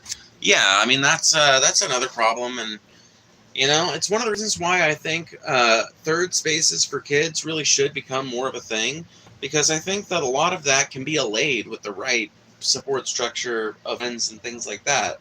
I mean, if you've got a kid who's able to make friends and able to find social like clique that they fit into and that they move around in and shit, then it's easier, honestly, for them to navigate the fuck ups of your parenting. Other people's parenting can make up for the deficits in your own.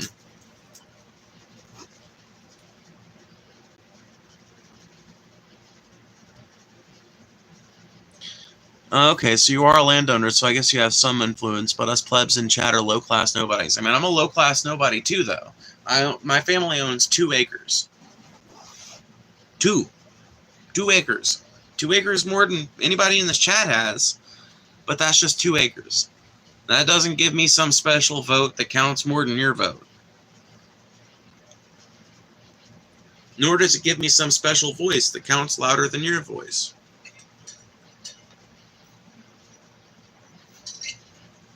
I just don't like this assumption that there's nothing we can do if we don't own land or a business, and if we're not from an affluent background. Because the civil rights movement was not led by people who came from affluent backgrounds.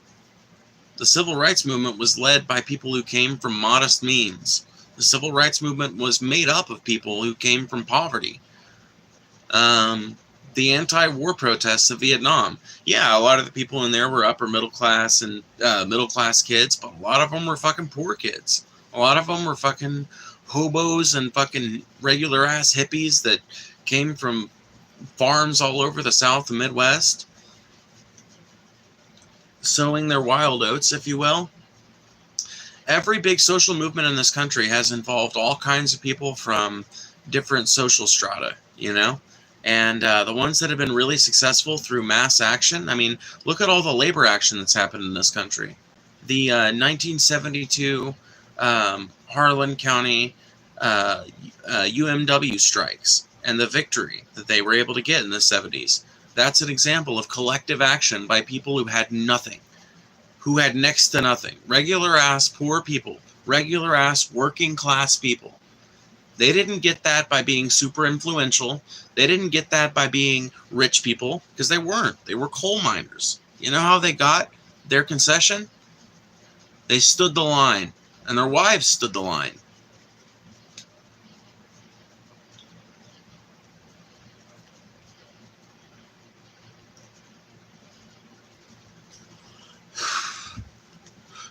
But my guy, the material conditions are not there. Yeah, the material conditions are never there for a liberal. That's the fucking thing. Once you figure that play out, you can make so much more sense out of the political class, bro. Because I do agree with Katrina, at least in partly, right? Because I think what Katrina is hinting at is the fact that, and she's ultimately, she's not 100% wrong, right? Like when it comes to individual power, you and I have none. You know, we can talk theory all day long, but the only way we achieve our goals is through collective action. Now, that in itself is a power worth talking about that I think invalidates part of what Katrina was saying. At least I think that was her name. I think that invalidates part of what she was saying, but I also think it's worth noting that that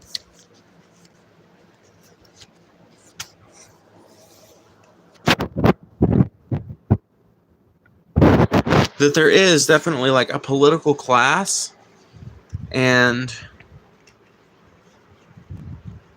they definitely exist in their own little realm. Okay, here we go. There we go. Sorry. I wanted a better angle.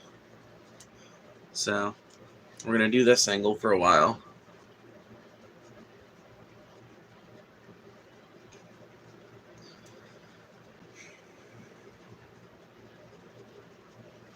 Thank you for the chat. I'm going to hit the hey now. Oh, of course. Yeah, no problem. Liberal version of moving the goalpost? Yeah, pretty much. Pretty much. Hi, hello, welcome.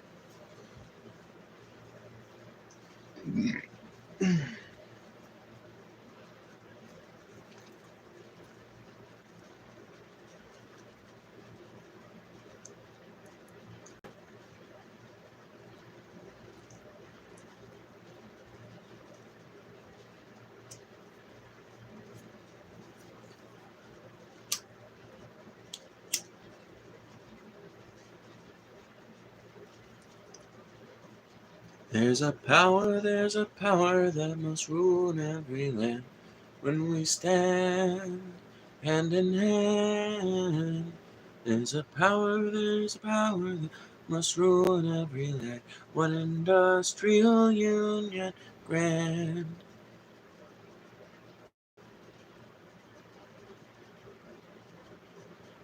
What are you doing, camera?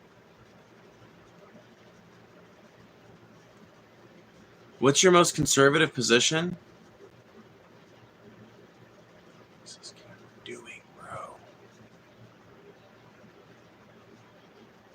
Okay, anyway, what's your most conservative position? Let me think about it.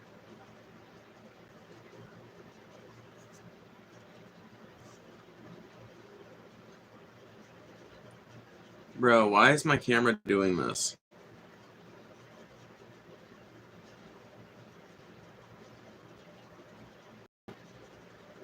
It's freaking me out. I hate it. Anyway, okay.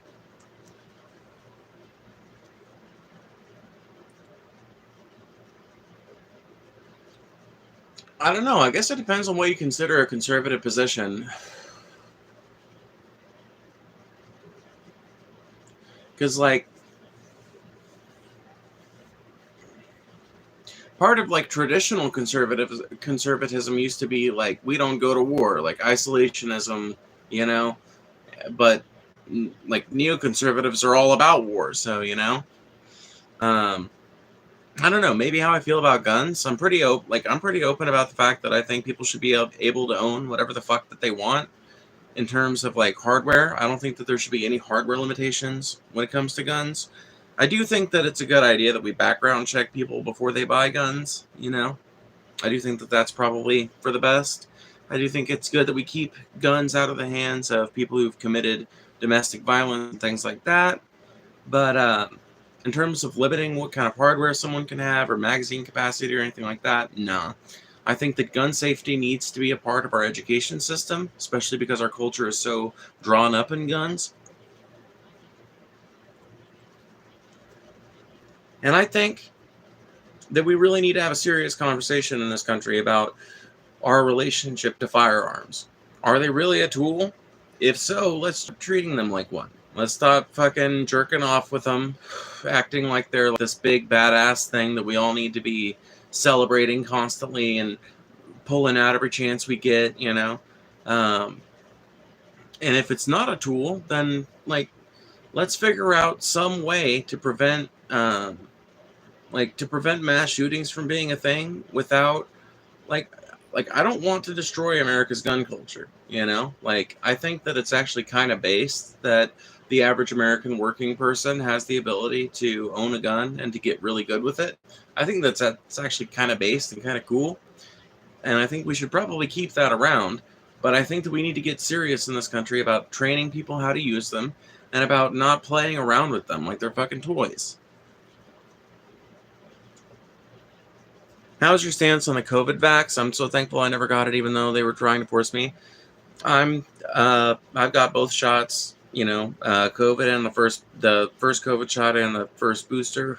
I haven't gotten any of the other ones, but that's just because I'm a lazy fuck that's kind of scared of needles. Not gonna lie. Even though the COVID vaccine needles are very thin and very, you know, they honestly aren't that bad, but still, not a fan. But yeah, I would say that the vaccine is something that people should get. I'm not a vaccine denialist. I don't think that the vaccine was handled correctly, or not the vaccine. I don't think that the pandemic response was handled correctly. I think that the vaccine was actually a pretty stellar example of American science rallying. And the fucking thing that gets me about it is why is there so much doubt surrounding this vaccine amongst Trump supporters, right? That's the thing that gets me. I'm not saying you necessarily are a Trump supporter. I don't know one way or the other, but I'm just saying, like, it is usually Trump supporters I hear talking shit about the vaccine. When it happened under his administration, he's the one that rushed out the vaccine. Literally. Like, the development of the fucking vax and the first shipments of it happened while he was in office. So,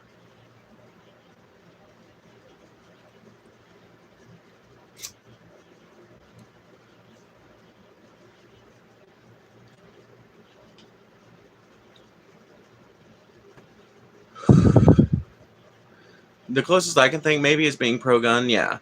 Arms licensing is just a good idea too. Yeah, I mean, I'm a mixed opinion about the arms licensing thing. Honestly, I think that if we just introduced gun safety and gun responsibility and ethics right into our high school education and our middle school education, and even a little bit of it into our elementary education, just so the kids know like what to do if they see a gun around and shit, know not to play with it, know that it's not a toy. No, it'll let a responsible adult know, and here's what a responsible adult looks like and sounds like, you know. Phoebe, what do you think of the world being flat? Are there generators under the pyramids? No and no. Yeah, I'm pretty sure the planet is not flat. Oh, now I get it. Now I get it. I didn't mind the vax. I just didn't like the fact that they were trying to force it, kind of like my body, my choice. I get that argument, but really, like they didn't force it. Like if they forced it, you would have it, right?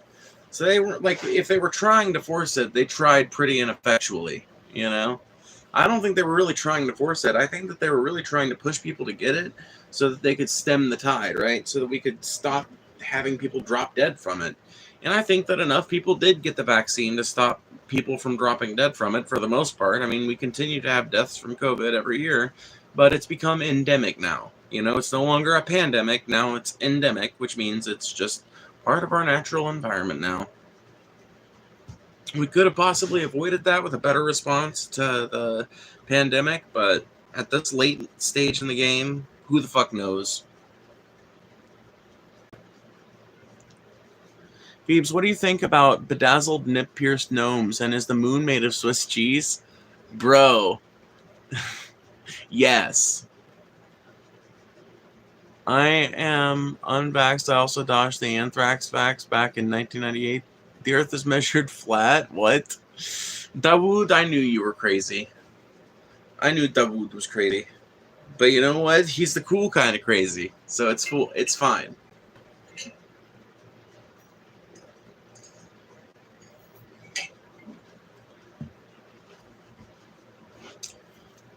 I hope you don't take that personally, Dawood. I do find you pretty entertaining. It should have been forced, in my opinion. It's the one thing I'm authoritarian about. So Riley Weston, let me set up a scenario for you. So an anti-vaxxer is waking up in the morning. He's getting his coffee. I don't know why it's a man, but it's a man now. He's getting his coffee and tying his little necktie and putting his hair in the mirror and everything. And as he goes about his morning routine, part of that, right, is to go out and get the mail from where the mail bike kid, you know, throws it onto the lawn. Little to his knowledge, sitting outside in an unmarked van is something like a sniper nest. But instead of bullets, this sniper fires vaccine darts that contain either the COVID vaccine or its first booster. And as he goes out to gather the paper, he leans down, perfectly presenting his rump. The sniper takes aim from across the street. Ow! Ah! It discharges, pulls it out of his ass. Fuck! They got me! Are you happy with these events, or do you have a problem with these events, Riley?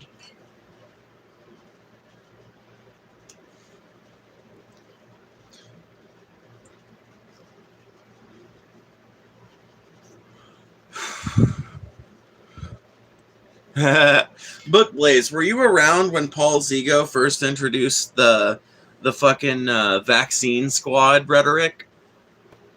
That's a beautiful idea, Phoebe. I was thinking officers knocking at every door, but your idea is way better. Yeah, dude, you don't want to make these people fight, bro. The moment they hear that it's fucking dudes knocking down their door and shit, they're gonna fucking get all cloistered up. They're gonna be fighting the cops. It's gonna be mayhem in the streets. But dude, if we just do it in unmarked vans and purpose-built like sedans and shit like that, dude, you could totally do this shit. I mean, we couldn't, but, you know, a government entity could. CIA, if you're listening to this might be a good idea to make sure that the American people get the vaccine treatments that they need.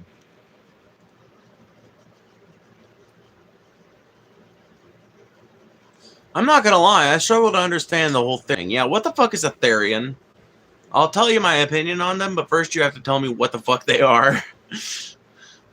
Yes, the open game on vaccine sniping. I remember the stream. Oh, yeah, dude. There were multiple streams. He talked about it several times. Like, honestly, those are some of my favorite Paul streams because I always thought that mental image was pretty funny as well.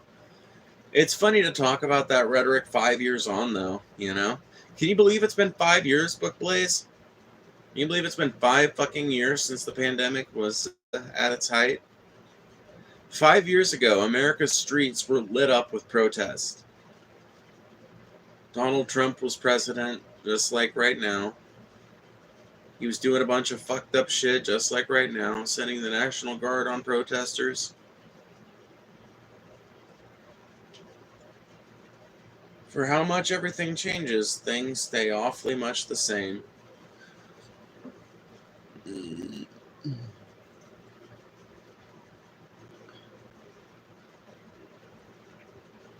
Like furries, but reversey?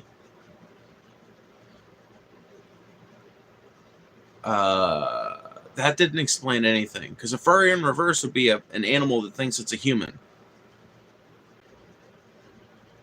God fucking damn, homie. I remember being a cashier and having bare shelves when my state got shut down for quarantine. Yeah, dude, it is wild to think about that shit looking back on it, isn't it?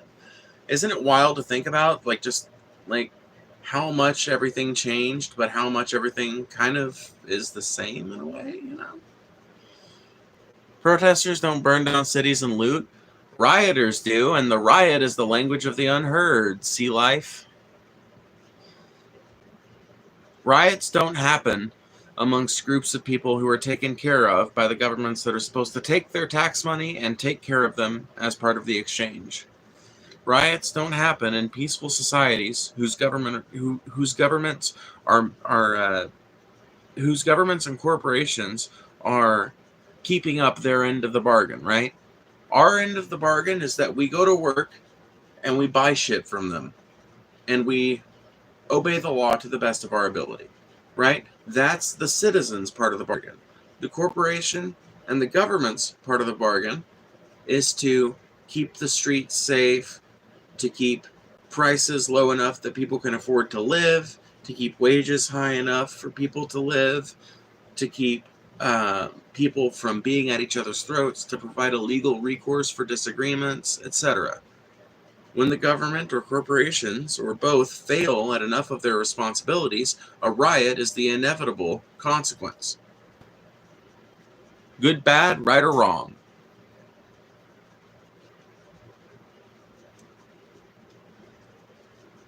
Mississippi never really caught a shutdown? Yeah. No, it never did. Furries don't believe we are animals? No, I'm sorry, Nikki. You're right. That was a bad way to represent you guys. I didn't mean it that way. I think you got what I meant, right? I'm just a stoner, Nikki. I didn't mean anything by it. I'm pro-furry, bro. I'm pro-furry. Hey, you know what? Here's something me and Paul could argue about. I don't think furry necessarily has shit to do with sex. And I think some furries definitely take it to a sexual place, but I've seen enough furries that aren't sexual about it for me to know.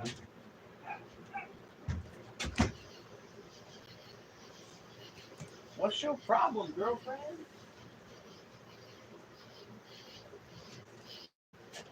Anyway, I've seen enough furries out and about to know that for some people, it really is just a goofy way for them to be, like, crazy, kooky, and a little bit attention-seeky. But, anyway.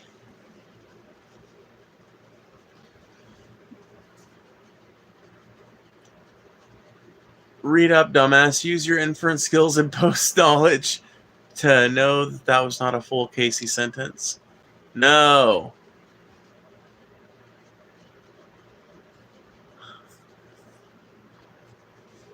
If you told me in 2016 that Trump would be president in 2025, I'd have thought shit really popped off in the wrong way. Oh, dude, yeah. No, it is crazy to think about. But the fact of it is, Riley, that honestly, if you'd asked a lot of people if Trump was going to be the president again in 4 years, even in 2021, they would have laughed in your face. Literally, and a lot of people did. This exact conversation happened between Paul Zigo and Jamie Darkey fucking 4 years ago. And it's literally the argument I trained on to do the Alchemist Soil versus Paul appearance, by the way. So you can go to there for an example of why I didn't necessarily step on either side too heavy, you know? But anyway, back then, Paul was talking about how, in all probability, Trump will be back in 2025, and he'll be running again. He'll be running in 2024. He'll be successful, and he'll be right back. And I mean, I don't have any problem saying he was right. But even back then, I thought the same thing. All I could think is, yeah, if Joe Biden doesn't massively fucking, like, if he doesn't turn over a massive new leaf in the next 3 years, then yeah, we're going to end up seeing another Trump presidency. The only thing that could have rescued America from a Trump presidency is something the Democrats could have easily done, which is to have rejected Joe Biden's desire to run a second time. They could have told Joe, no, you're too old. We are not running you. We cannot run you. We will lose this election if we do. And they were talking all of this shit about how Trump is a fascist, about how Trump is going to be the worst president we've ever had, about how we've already had one episode of Trump and how much it sucked. They were literally repeating this shit ad infinitum at us constantly, day and night. So they knew the threat. At least according to them, Democrats knew the threat. They knew the threat posed by the Republicans. They knew the threat posed specifically by Donald Trump, according to their own rhetoric. But they chose not to act as if they knew that rhetoric was true. They chose to act as if that wasn't the case. And so they allowed Joe Biden, demented ass, shit-pantsed, doesn't know what time it is, sundowning on the debate stage Joe Biden, to run for a second fucking term. Useless ass, motherfucking, child-sniffing Joe Biden. And the American people vomited in our mouths and said no thanks. It took Harrison Ford writing a co-op, or was it a co-ed? What is it called? An op-ed? Yeah, there we go. It took a co-op, a co-ed, an op-ed. Anyway, it took what's his face writing an op-ed before they truly understood that there was no more Joe Biden left, that there was a weak husk of a man who still liked ice cream pretty good, but didn't really know where he was or what he was doing at any given time in the day. It took that. It took that for the Democrats to realize that wasn't it, Chief. I still think Trump is better than any Democrat choice. For me, it's choosing the least of three evils. I mean, what would be your problem with Bernie? Let me ask you that. Sea Life. Let's just pick one. Like, what would be your main problem with Bernie?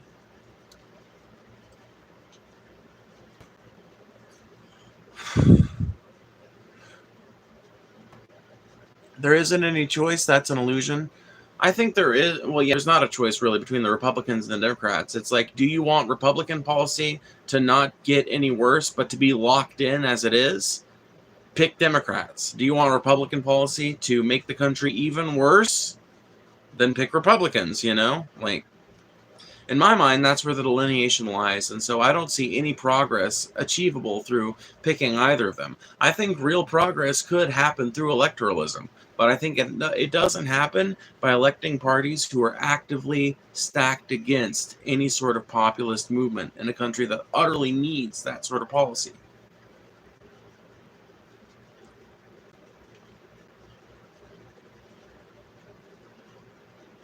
I actually like Bernie, but he wasn't running and he is too old now.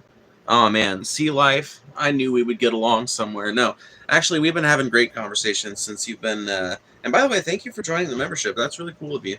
But yeah, or I don't know if you got gifted one or what, but still, that's dope. You know, see you around in here. And yeah, no, Bernie was a really cool fucking candidate. You're right. I do agree. He's too old now. But it's good to know that you actually like Bernie. It's good to know because I like, this is the thing. People like you are really reassuring me 100%, dude. Really, like a breath of fresh air. Because I am constantly telling people that people like you exist. And people want to say I'm bullshitting them. But let this conversation be an example of how not everyone who voted for Trump is a crazy fucking MAGA weirdo that wants to like oppress everybody, and like that's just like a straw man. It's not real. Like, those people exist, but they are in such small numbers. A lot of Trump voters are people like this dude right here that have a bunch of disagreements with Democrats' policy and that really do think that we could do with somebody who fucking cares about the people, who wants to fix a bunch of problems that beset America, no matter what side of politics you come at them from. I'm open-minded and want the best for all of us, yeah. And I think a lot of people looked at the two choices they got last year and made your same decision. That's why I've been telling other lefties, that's why I've been telling people who feel a lot like I do, we need to stop looking at that as a fucking stark red versus blue. Like, we need to stop looking at things through such a partisan lens. We need to be more open-minded. There are objectively good ideas that we all agree on. We need to come together on those ideas, set aside the idea of allying behind the parties that we used to ally behind, and ally around something new, something that cares about us, something that is funded by us. And by us, I mean all of us. I mean you, me, and every other working class person that's going to listen to this in the post upload. I'm laying in bed and it's hotter than a goddamn ovulating pussy. That's a very specific fucking metaphor, Casey.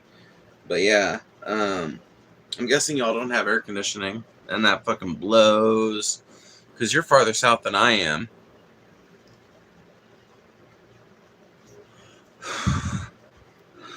Thanks, guys. We're not all crazy. Well, that's what I'm constantly telling people. I'm constantly telling people that you got to have conversations with people. You got to have regular ass conversations with people, because human beings are way more complicated than partisan people want to see them as, you know? Not everyone who voted for a Republican is a fucking Nazi, and not everybody who voted Democrat is a fucking good person.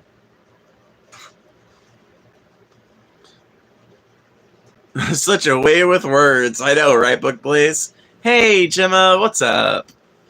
Let's unite about being anti-Palantir. Yeah, dude. Well, you know, I would be very pro-Palantir if I hadn't sold my Palantir stock, because I actually did have like $30 in Palantir stock for a while. But then I got desperate for money and sold it, so I'm an idiot. But no, actually, for real, I am against Palantir and technologies like they represent and like they bring to the market being so dominant in our government. But it's just another example of the many different sorts of things that have been allowed ever since the passage of the Patriot Act. All of these different things that we just take for granted as being, oh, well, that's just part of the price you pay for freedom. The price that you pay for freedom increasingly includes your privacy, your right to free security, like your right to feel free and secure in your own home, your right to feel secure in your own thoughts, in your own expression. Destiny. Yeah. It's why I'm a rapper, but I'm boiling like I did the chicken that went. Oh my god, yeah. I'm sorry. That does suck, really. Everyone like the live. 5 more to 100. Yeah, please. Everyone like the live. If we could get up to 100 likes, that would be super fucking dope. Also, I've probably got about 40 minutes left, give or take. If anybody wants to send any more super chats, please feel free. It's the best way to make sure that your message gets read. If you've been asking a question and it hasn't been read for some reason, I read every single super chat that I get, as long as it doesn't contain a violation of the TOS.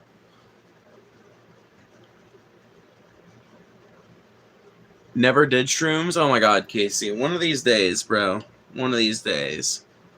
DHS equals Patriot Act equals ICE equals we are fucked. Yeah, pretty much. I mean, that's why when I say that Trump is worse than Bush, it's because Trump has taken what Bush was and made it worse. Trump has taken the precedent Bush established and made it worse. So it's like who is worse, the dude who establishes the precedent or the dude who cranks it up to 10, you know? I don't know. Does it matter?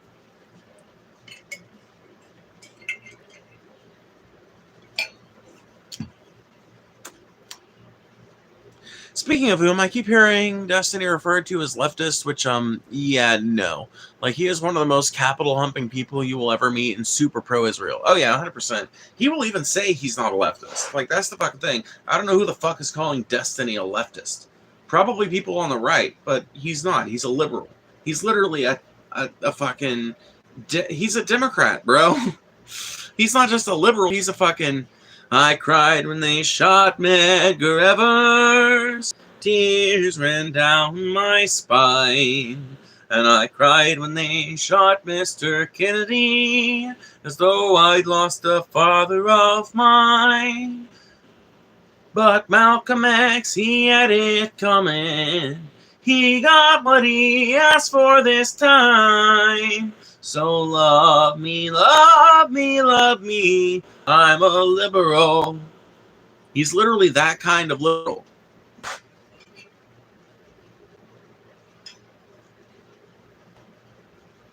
Destiny the cuck. Yeah, Destiny the cuck. No, I mean, he's more than a cuck, but, you know. I can't talk no shit on that front, though. Oh, yeah, this isn't related to anything, but have you read The Discworld or Wizard of Oz? No, I haven't.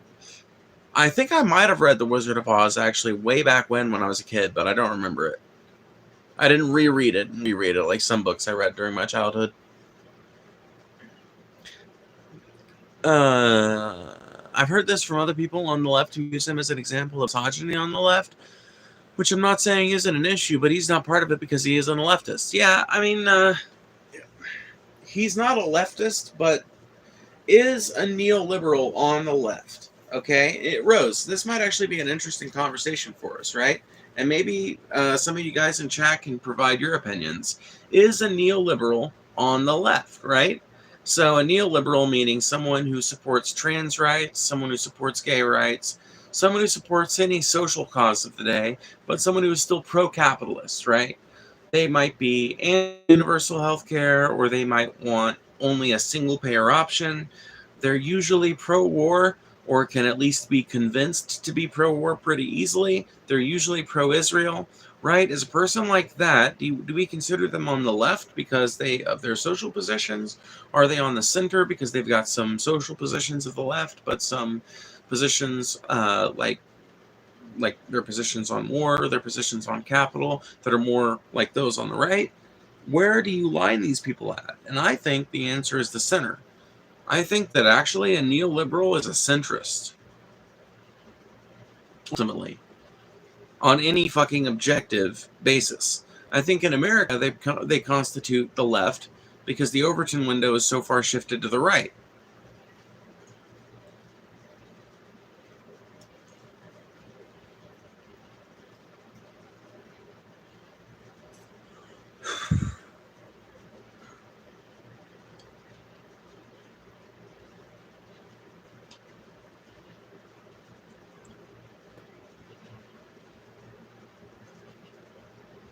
Destiny is a uniparty cuck. Yeah, pretty much. I mean, If he's a cuck in any negative sense, it's that he's a cuck for the uniparty. He's an advocate of he's an advocate for one side of a foul coin. Hey, at the very least, you don't get that bullshit from me. You know what? You might disagree with me. You might fucking think that my tactics aren't good. You might have any sort of opinion on me that you have, as negative or contrary as it might be. You know what you don't get from me? Bullshit partisanship. Standing up for the Republicans or standing up for the Democrats, making excuses for any of their stupid bullshit. At the very least, you don't get that from me. I don't understand how anyone could be pro-war besides the special interest making money off of war. That's 100% what it is, and that's why I think you've got to be so anti-war these days, as far as like, and like it honestly, you know, since you are like more of a Trump person, I'll just say like it kind of sucks that Trump like agreed to participate in these strikes against Iran, because up until now we could have said, you know, Trump kind of an anti-war president. I mean, he formed the plans that got us out of Afghanistan, and that was a point for him, you know. And it really it sucks that that's not part of his record at this point. I mean, you could have argued, I guess, it's not really part of his record because he was so pro-Israel. That ultimately constitutes aiding and abetting war as well. But it's something that pretty much every politician engages in. So I think it's like, if you're going to talk about lesser of two evils, you know, it's one of those things that now he's just like the rest of them on. And it sucks. I mean, he's not just like the rest of them on. He's been harsher to Israel than Biden ever was in terms of his verbal admonishment of him. Biden never said they don't know what the fuck they're doing. You know what I mean? Like, that never came out of the Biden White House. So, yeah, I don't think anybody can be I don't think anybody can be pro-war unless they've got a special interest, like you said. Moneyed interest is what leads to a pro-war position, because people that don't have a moneyed interest in war are usually the types of people that get tapped when a draft happens. The type of fucking people that gotta go fight in this shit. So yeah, we're usually pretty fucking anti-war, because we're the one, like, working class people, we're the ones whose bodies get put on the line when push comes to shove. I was hoping he was going to bring peace as well. I hope this is it and we don't start World War III. I really hope so too. I fear that what's basically happening is that I think that Trump was convinced to strike Iran by Bibi Netanyahu, because I think that the Israeli government pretty much owns and controls the American government. It would not shock me if Bibi Netanyahu and the Israeli government have a big old folder of compromat on Donald Trump, as in compromising material that proves his guilt in this, that, or the other scheme, or this, that, or the other conspiracy, or scandal. And I think that it's either that or just like the contributions that they make to politicians. I don't know what the fuck it is that keeps them all in the pocket of Israel. But I think that that was enough to convince Trump to act on their behalf. And I think that these strikes were intended really to see. I think the American government, once they finally decided, okay, we're just going to capitulate to what Israel wants out of us, they decided, you know, let's strike them. And hey, this will tell us whether or not we can do this and have the American people be behind us. I think that that's what it was. I think it was a strike not to see. I don't think it had much to do with those fucking nuclear sites. Let me put it that way. I think that that was an excuse. I think that that was a red herring. I do think that they hit those nuclear sites, but I don't think they did any real damage to them. I don't think that they wanted to do any real damage to them, you see. I think they wanted to see if the American people would be for or against a war in Iran. I think that Trump wanted to see, if I'm going to be strong-armed by Israel in this way, let's see if I can get away with an open conflict. And what he learned was that MAGA is not about it. And the rest of America sure as hell ain't about it. Anti-war protests broke out, and so they backed off. They forged this uneasy ceasefire, but I think that now preparations are being made. The exiled Shah's son, Reza Pahlavi, was speaking the other day in the Parliament of the UK, talking once again, basically about offering himself up as a transitional leader for the Iranian people. as regime change comes to Iran. They're talking about it in terms of inevitability. And so I think that right now the CIA and MI6 are probably working together, just like they did the first time, to reinstall the Shah. I literally think it's going to be a repeat of the 1952 coup d'etat. Literally. I think it's going to be a those events. How can such a small country have so much influence? Makes you wonder, right? Makes you wonder. Oil, probably? Yeah, but Israel doesn't actually have that much oil. That's the weird thing about Israel. What indeed? What indeed? What does Israel offer America?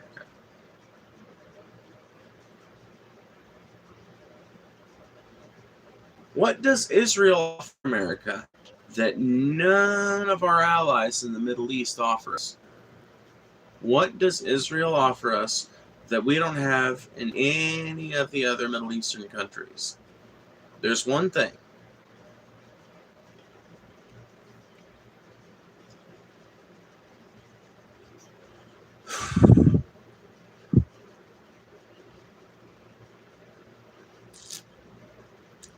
They aren't brown?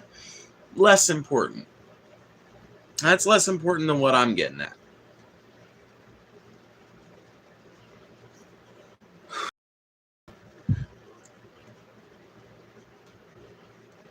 The fear of World War III is a result of media coercion. Fear of war is part of war, scaring people into accepting a narrative. Oh yeah, 100%. There's a saying: the first casualty in war is the truth. Truth is the first casualty in any war. And what you're talking about is part of that. Part of the way the media distorts and destroys the truth in the midst of a wartime conflict.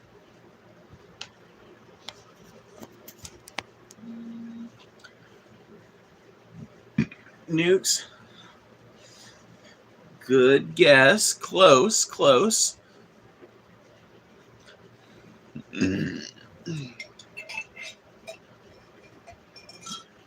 Since you guys aren't guessing, since you guys haven't gotten to it yet, I'll just let you know what it is. It's complete and utter coordination with our military.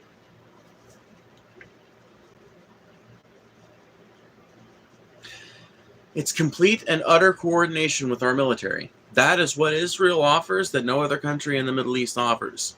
There is no such thing. Look it up right now. There is no such thing as an Iranian tank.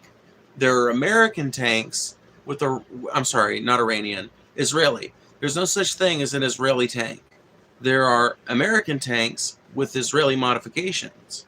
There's no such thing as an Israeli howitzer or artillery piece. There are American artillery pieces and howitzers with Israeli modifications. There's no such thing as an Israeli anti-aircraft battery. There are American anti-aircraft equipment pieces with Israeli modifications. They also allow us complete use of all of their military bases. Like I said, we have complete coordination between our two militaries. The level of complete coordination between our two militaries is why we are so protective of Israel. Because Israel is an extension of America in the Middle East.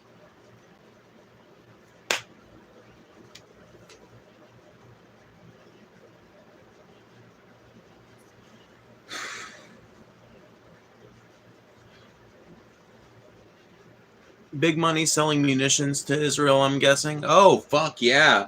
By the fucking truckload. Hell yeah. But we, a lot of times, well, yeah, they get sold, but they get sold by our government to their government. So imagine how many fucking palms are getting greased along the way. Not just the manufacturer's palms, the government of Israel's palms, the American government's palms. Man, palms so fucking slippery, they couldn't hold a fucking watermelon if you got 27 of them together. Lots of layers. Oh, this fucking onion goes deep. This is an onion bigger than my head, y'all.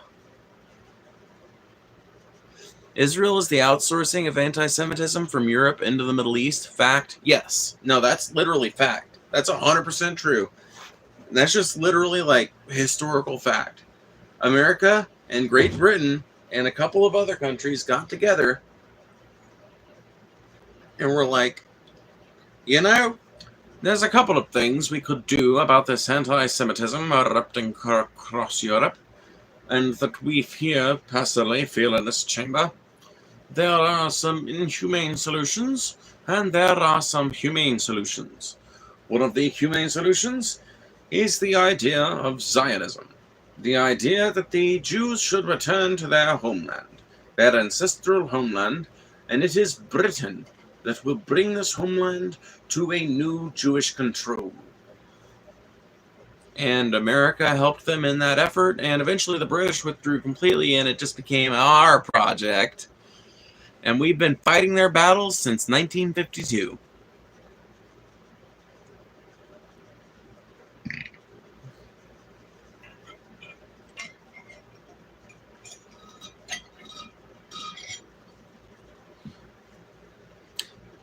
I'm sure that's happening. That's why I want less government. Government is always corrupted by greed. I don't think it's always corrupted by greed. I think that American government was easy to corrupt by greed because American government was kind of founded on the idea of greed. It's something, like, we're not taught about it a lot in our history textbooks. It's kind of skimmed over, right? But if you think about it, landowners were the only people who could vote for the first, 60 years in America's history. Or I guess it wasn't 60 years, but it was a long time in America's history before universal suffrage was a thing. And even then, it wasn't applied to women until the 1920s. So, America is a country that was kind of predicated on the idea that the wealthy are the ones who should get to make the decisions about everybody, right? That's not the narrative we're presented with because it's not a very pretty narrative about America, but it's the truth. Landowning white people, white men specifically, landowning white men were the only people who could vote in early America. Landowning white men were the richest people in early America. So, human nature is to be greedy, and power breeds it. I think that to a certain degree, having too much power does breed, I think it encourages greed and it facilitates greed. I don't think that greed is necessarily human nature. I think that there's a propensity in everybody to get enough to be comfortable and to get enough to have a nice life and to enjoy the luxuries that they see on offer around them. But I think that it takes a certain kind of person to be super drawn in by that. And I think a lot of times you kind of have to be raised into that to be that drawn into it. Now, every so often somebody will come, rags from riches, and they'll be obsessed with wealth and shit, and they'll end up going and becoming super rich. But usually people that are super rich were born pretty rich, and people that are super defensive of those ideas and that class structure and shit are usually people who were born into that. I think that it's something that can be encouraged more by your raising and encouraged more by the culture around you than it necessarily is by any sort of human nature. Because my nature is not to be greedy. I mean, I participate in I'm a 4 times rainbow gathering attendee, and I don't know if you've ever heard anything about rainbow, but rainbow gatherings are places where there is no money. Everything that is exchanged on the basis of free love and the spirit of generosity, or the bartered for, right, on the basis of trade and mutual agreement, right? So it's an entirely collectivist thing. All the food is distributed by donation, through donation. Food is donated to the kitchens. They prepare it and distribute it to the people. And I find that environment incredibly encouraging and incredibly fun to be a part of, because with the collective effort of a bunch of people, many hands makes easy work. And so rainbow is one of those things where functionally the average rainbow needs to do about 4 hours of work a day if they're not going to be a bliss nanny. The average rainbow only needs to do about 4 hours of work a day, and they can do it high as a kite usually. We're talking gathering wood. We're talking hauling water. We're talking helping people get up and down the trail. We're talking helping to prepare and distribute food. This is not shit that you need to be sober as a brick to do. This is shit that you need to be able to stand on your feet and kind of giggle and not spill the shit to do, you know? I don't think the common man is the type I'm talking about. I'm talking about the power hungry, greedy types government draws in. What am I supposed to be? A mystery to man and a nuisance to the gods. But yeah, no, like that's the thing. Well, that's what I'm saying, right? Is if the common man is the person who has control over the decisions these big institutions make, then I don't think the power becomes less of an issue, right?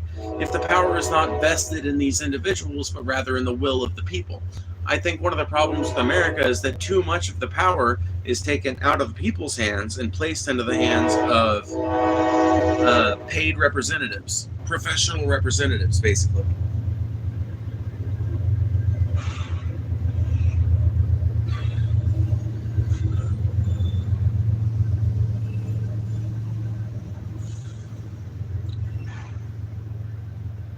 My favorite fact I've learned from Mr. Paul, what is?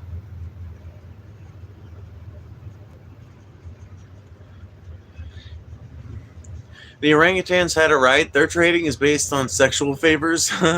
I'll give you a handy for that fruit. They just live it up in the trees and fucking. I thought that was bonobos that were like that. I'm a performative psychopath. Okay.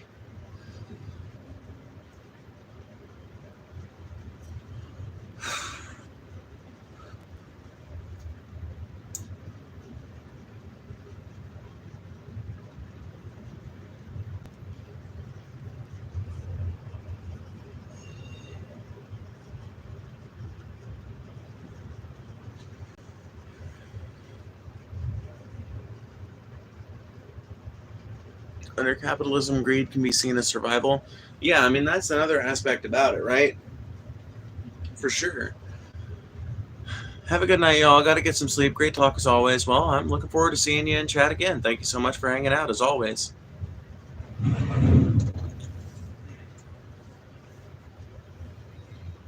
Maybe we'll play some music before we go. You know, I've been thinking a lot about what my influences are when it comes to like what I see as the vision for my channel. And as goofy as it may sound, it's like variety shows. I like the idea that my channel can be a place for a debate one day and a place for a big, long, fucking sprawling conversation that ends with some music the next day. I like the idea of eventually doing streams where it's kind of like that, you know, where like the first 2 hours maybe are me, like maybe the first 30 minutes is me covering some of the like, I don't know, dude. I don't want to reveal too much of what's inside my head. But like, maybe the first 30 minutes is just like catching up with like, I would have to have like, that's the fucking thing. I feel like I eventually want to have a show on here that is with at least one other person, because I feel like I've got a way better dynamic when I've got someone to bounce my thoughts off of. Like, I've had such engaging conversations with everybody I've had on the channel, and I like that sort of thing, and I want to do more of it. And so I would love to eventually have a show that at least features like one other guest consistently or one other host consistently. But then, like, you know, so we cover like just some like basic like personal news and fucking general like life talk for the first 30 minutes, and then like news shit, and then we bring in like, I don't know, like a field not a field reporter, but we like, if I had a big enough fan base, I could get people to like submit, you know, stories of national interest with local sourcing. I don't know how to put what I'm trying to say. But basically, like, here's an example of this national level issue, and here's how it's affecting my little local community, you know? Then have like a musical section, bring on a guest, or just have like me and the other person doing some music. I don't know. But I like the idea of going through a bunch of different like scenarios. Man, I sound like shit. I sound like shit. I like how emotionally even and level-headed you are. These streams are fun after the skibbities leave. Yeah, I mean, I can definitely get pretty passionate and shit. I can definitely get to the point where I'm yelling at chat, but I don't really like to get to that point, you know? It's not my favorite place to be, for sure.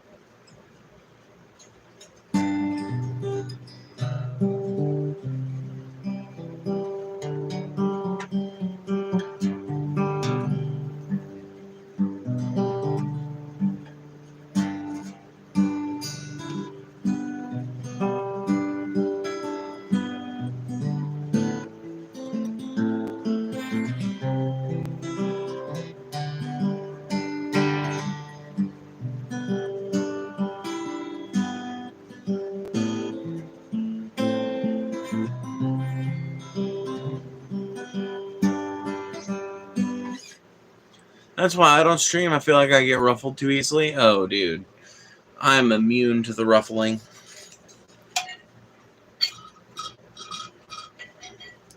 What is a skibbity? Oh, like the dumbass little kids that come in here and ain't got shit to say. Ain't got shit to say but derision and grab the camera for a Lamar Jackson edit. That type of shit. No, that's a skibbity. Dumbass 12-year-olds with nothing but time and mom's internet.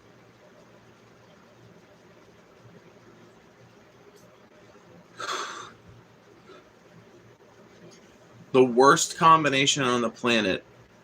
Unlimited free time and mom's Wi-Fi.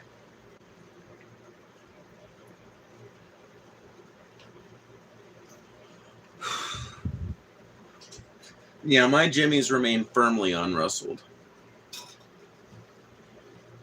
I see the stupid thumbs up at 98 and I want to get it to 100 and it's fucking with me and I don't like it. Yeah, please. Can we please? 3 more likes. 3 more likes. To me it says 97. 3 more likes. Come on. 3 more likes. Share this shit.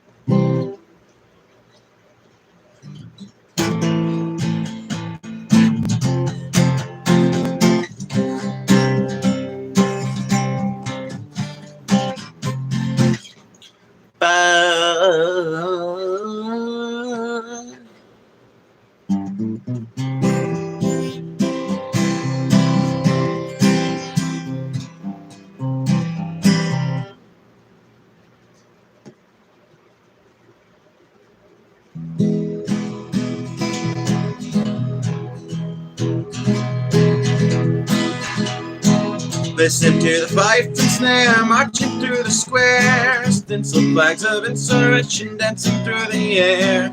Read the rants of a Thomas Paine of modern day.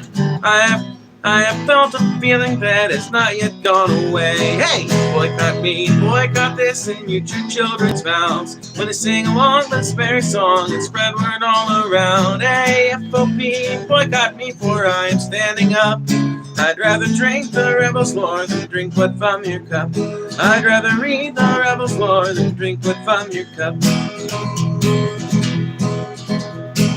Read the rants of those who in jail and those who rode the rails and laid out on the roads they paved and the crumbs they used for trails. Discredit all the rogues, liberty's cracked with fan the bells. The devil's in heavens and the angels in your hells. Hey, boycott me, boycott this, and mute your children's mouths when they sing along this very song and spread word all around. Hey, FOP, boycott me, for I'm standing up. I'd rather drink the leper's lore than drink my blood cup. I'd rather read the rebel's lore than drink blood from your cup.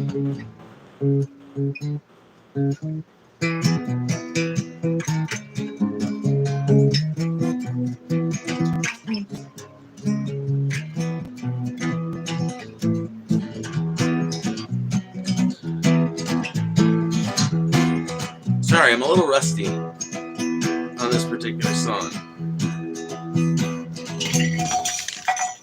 God damn it. I need to quit putting that fucking thing under my feet. Okay, there we go.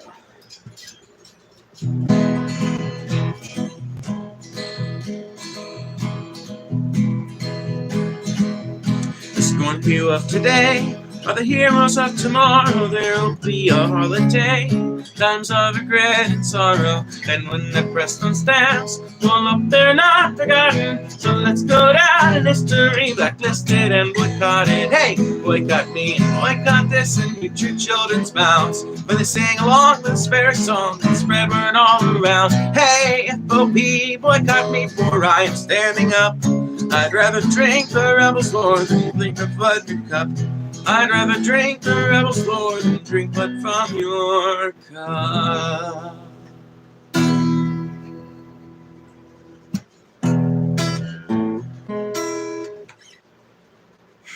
Like the stream. I used to bump the Moldy Peaches.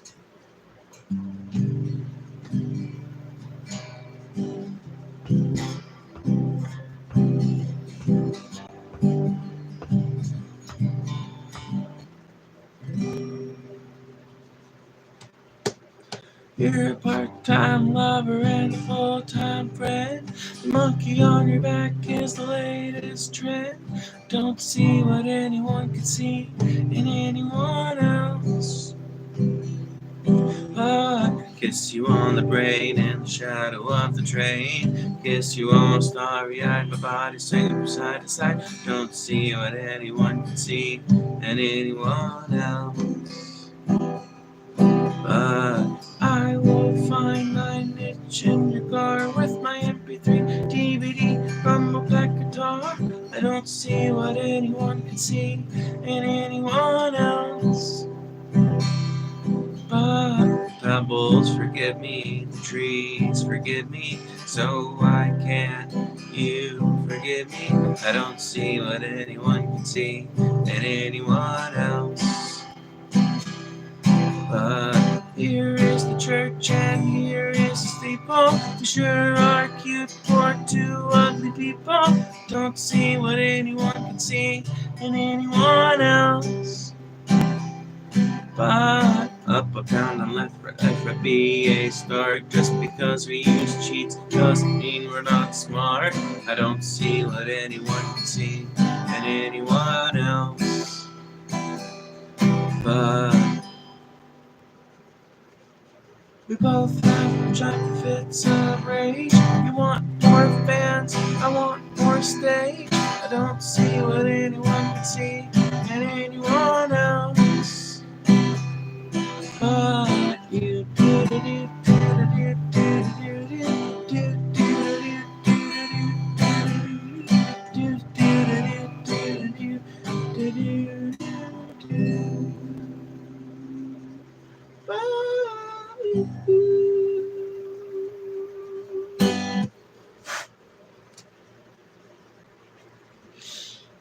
Wonderful rendition. Oh, I knew you guys would like that one. I knew you guys would like that one.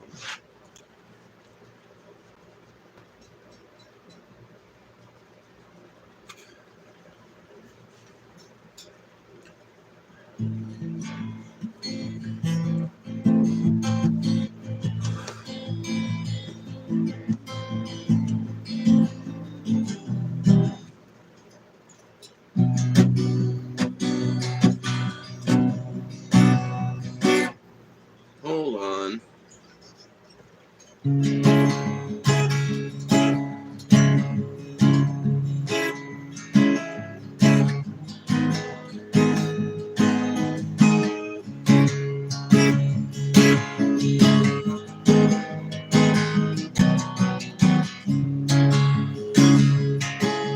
You were looking down at them, they were looking down at you. You were starched and depressed, they were all disheveled. You were looking at them, they were ragamuffins, and they said that no, we're not special, but we're on the same level. And we've got big plans, gonna change the world. All you care about is dollars, that doesn't make sense. All you do is hit snooze, watch the news, snooze. Make money feel spent, and day after day after day, it's the same shit. Day after day after day, it's the same shit. Day after day after day, it's the same shit. Day after day after day after day after day.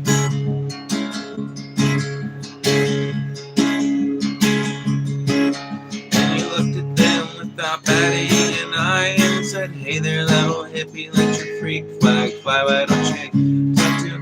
Why don't you smoke a bowl in your best tie-dye, or get a tattoo of a dancing bear holding a peace sign? You can talk the talk, but when it comes to real change, well, you and all your little friends are exactly the same. All you do is something, something, I can't remember the words. Sorry. We'll pop off, sis. I know all kinds of songs people wouldn't imagine I know. It's fun listening to me. Aw, y'all are so sweet.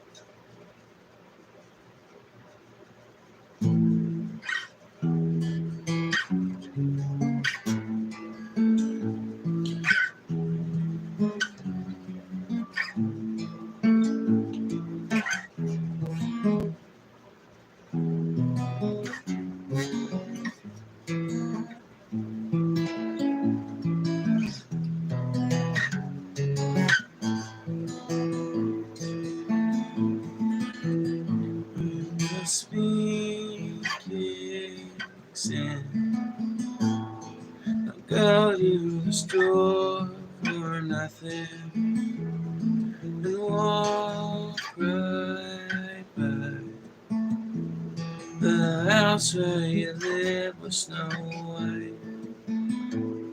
I wonder if she ever thought the storybook tiles on the roof were too much.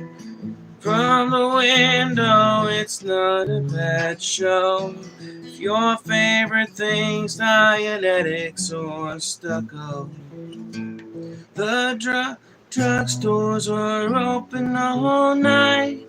The only real reason I lived in the East Side.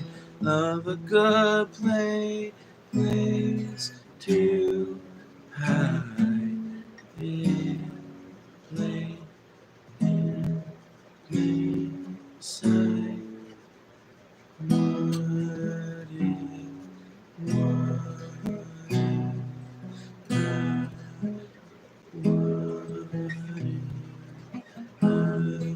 Told you that I feel I know you. What's the fucking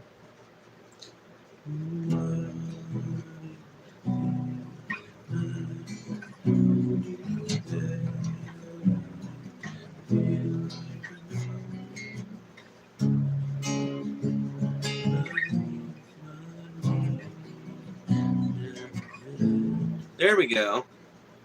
What if I told you I feel like I've known you, but we never met?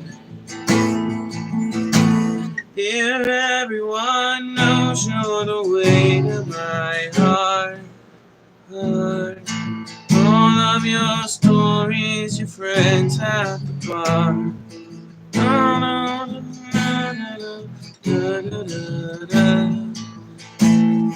God damn it, I wish I could remember all the words to that fucking song.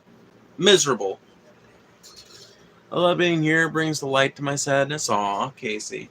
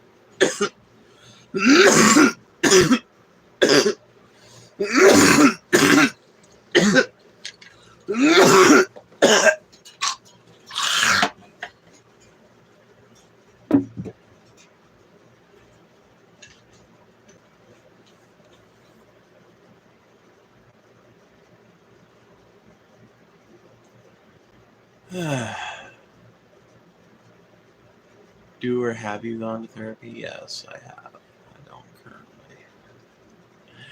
I'm sorry. I'm really tired. I'm going to go ahead and get out of here, y'all.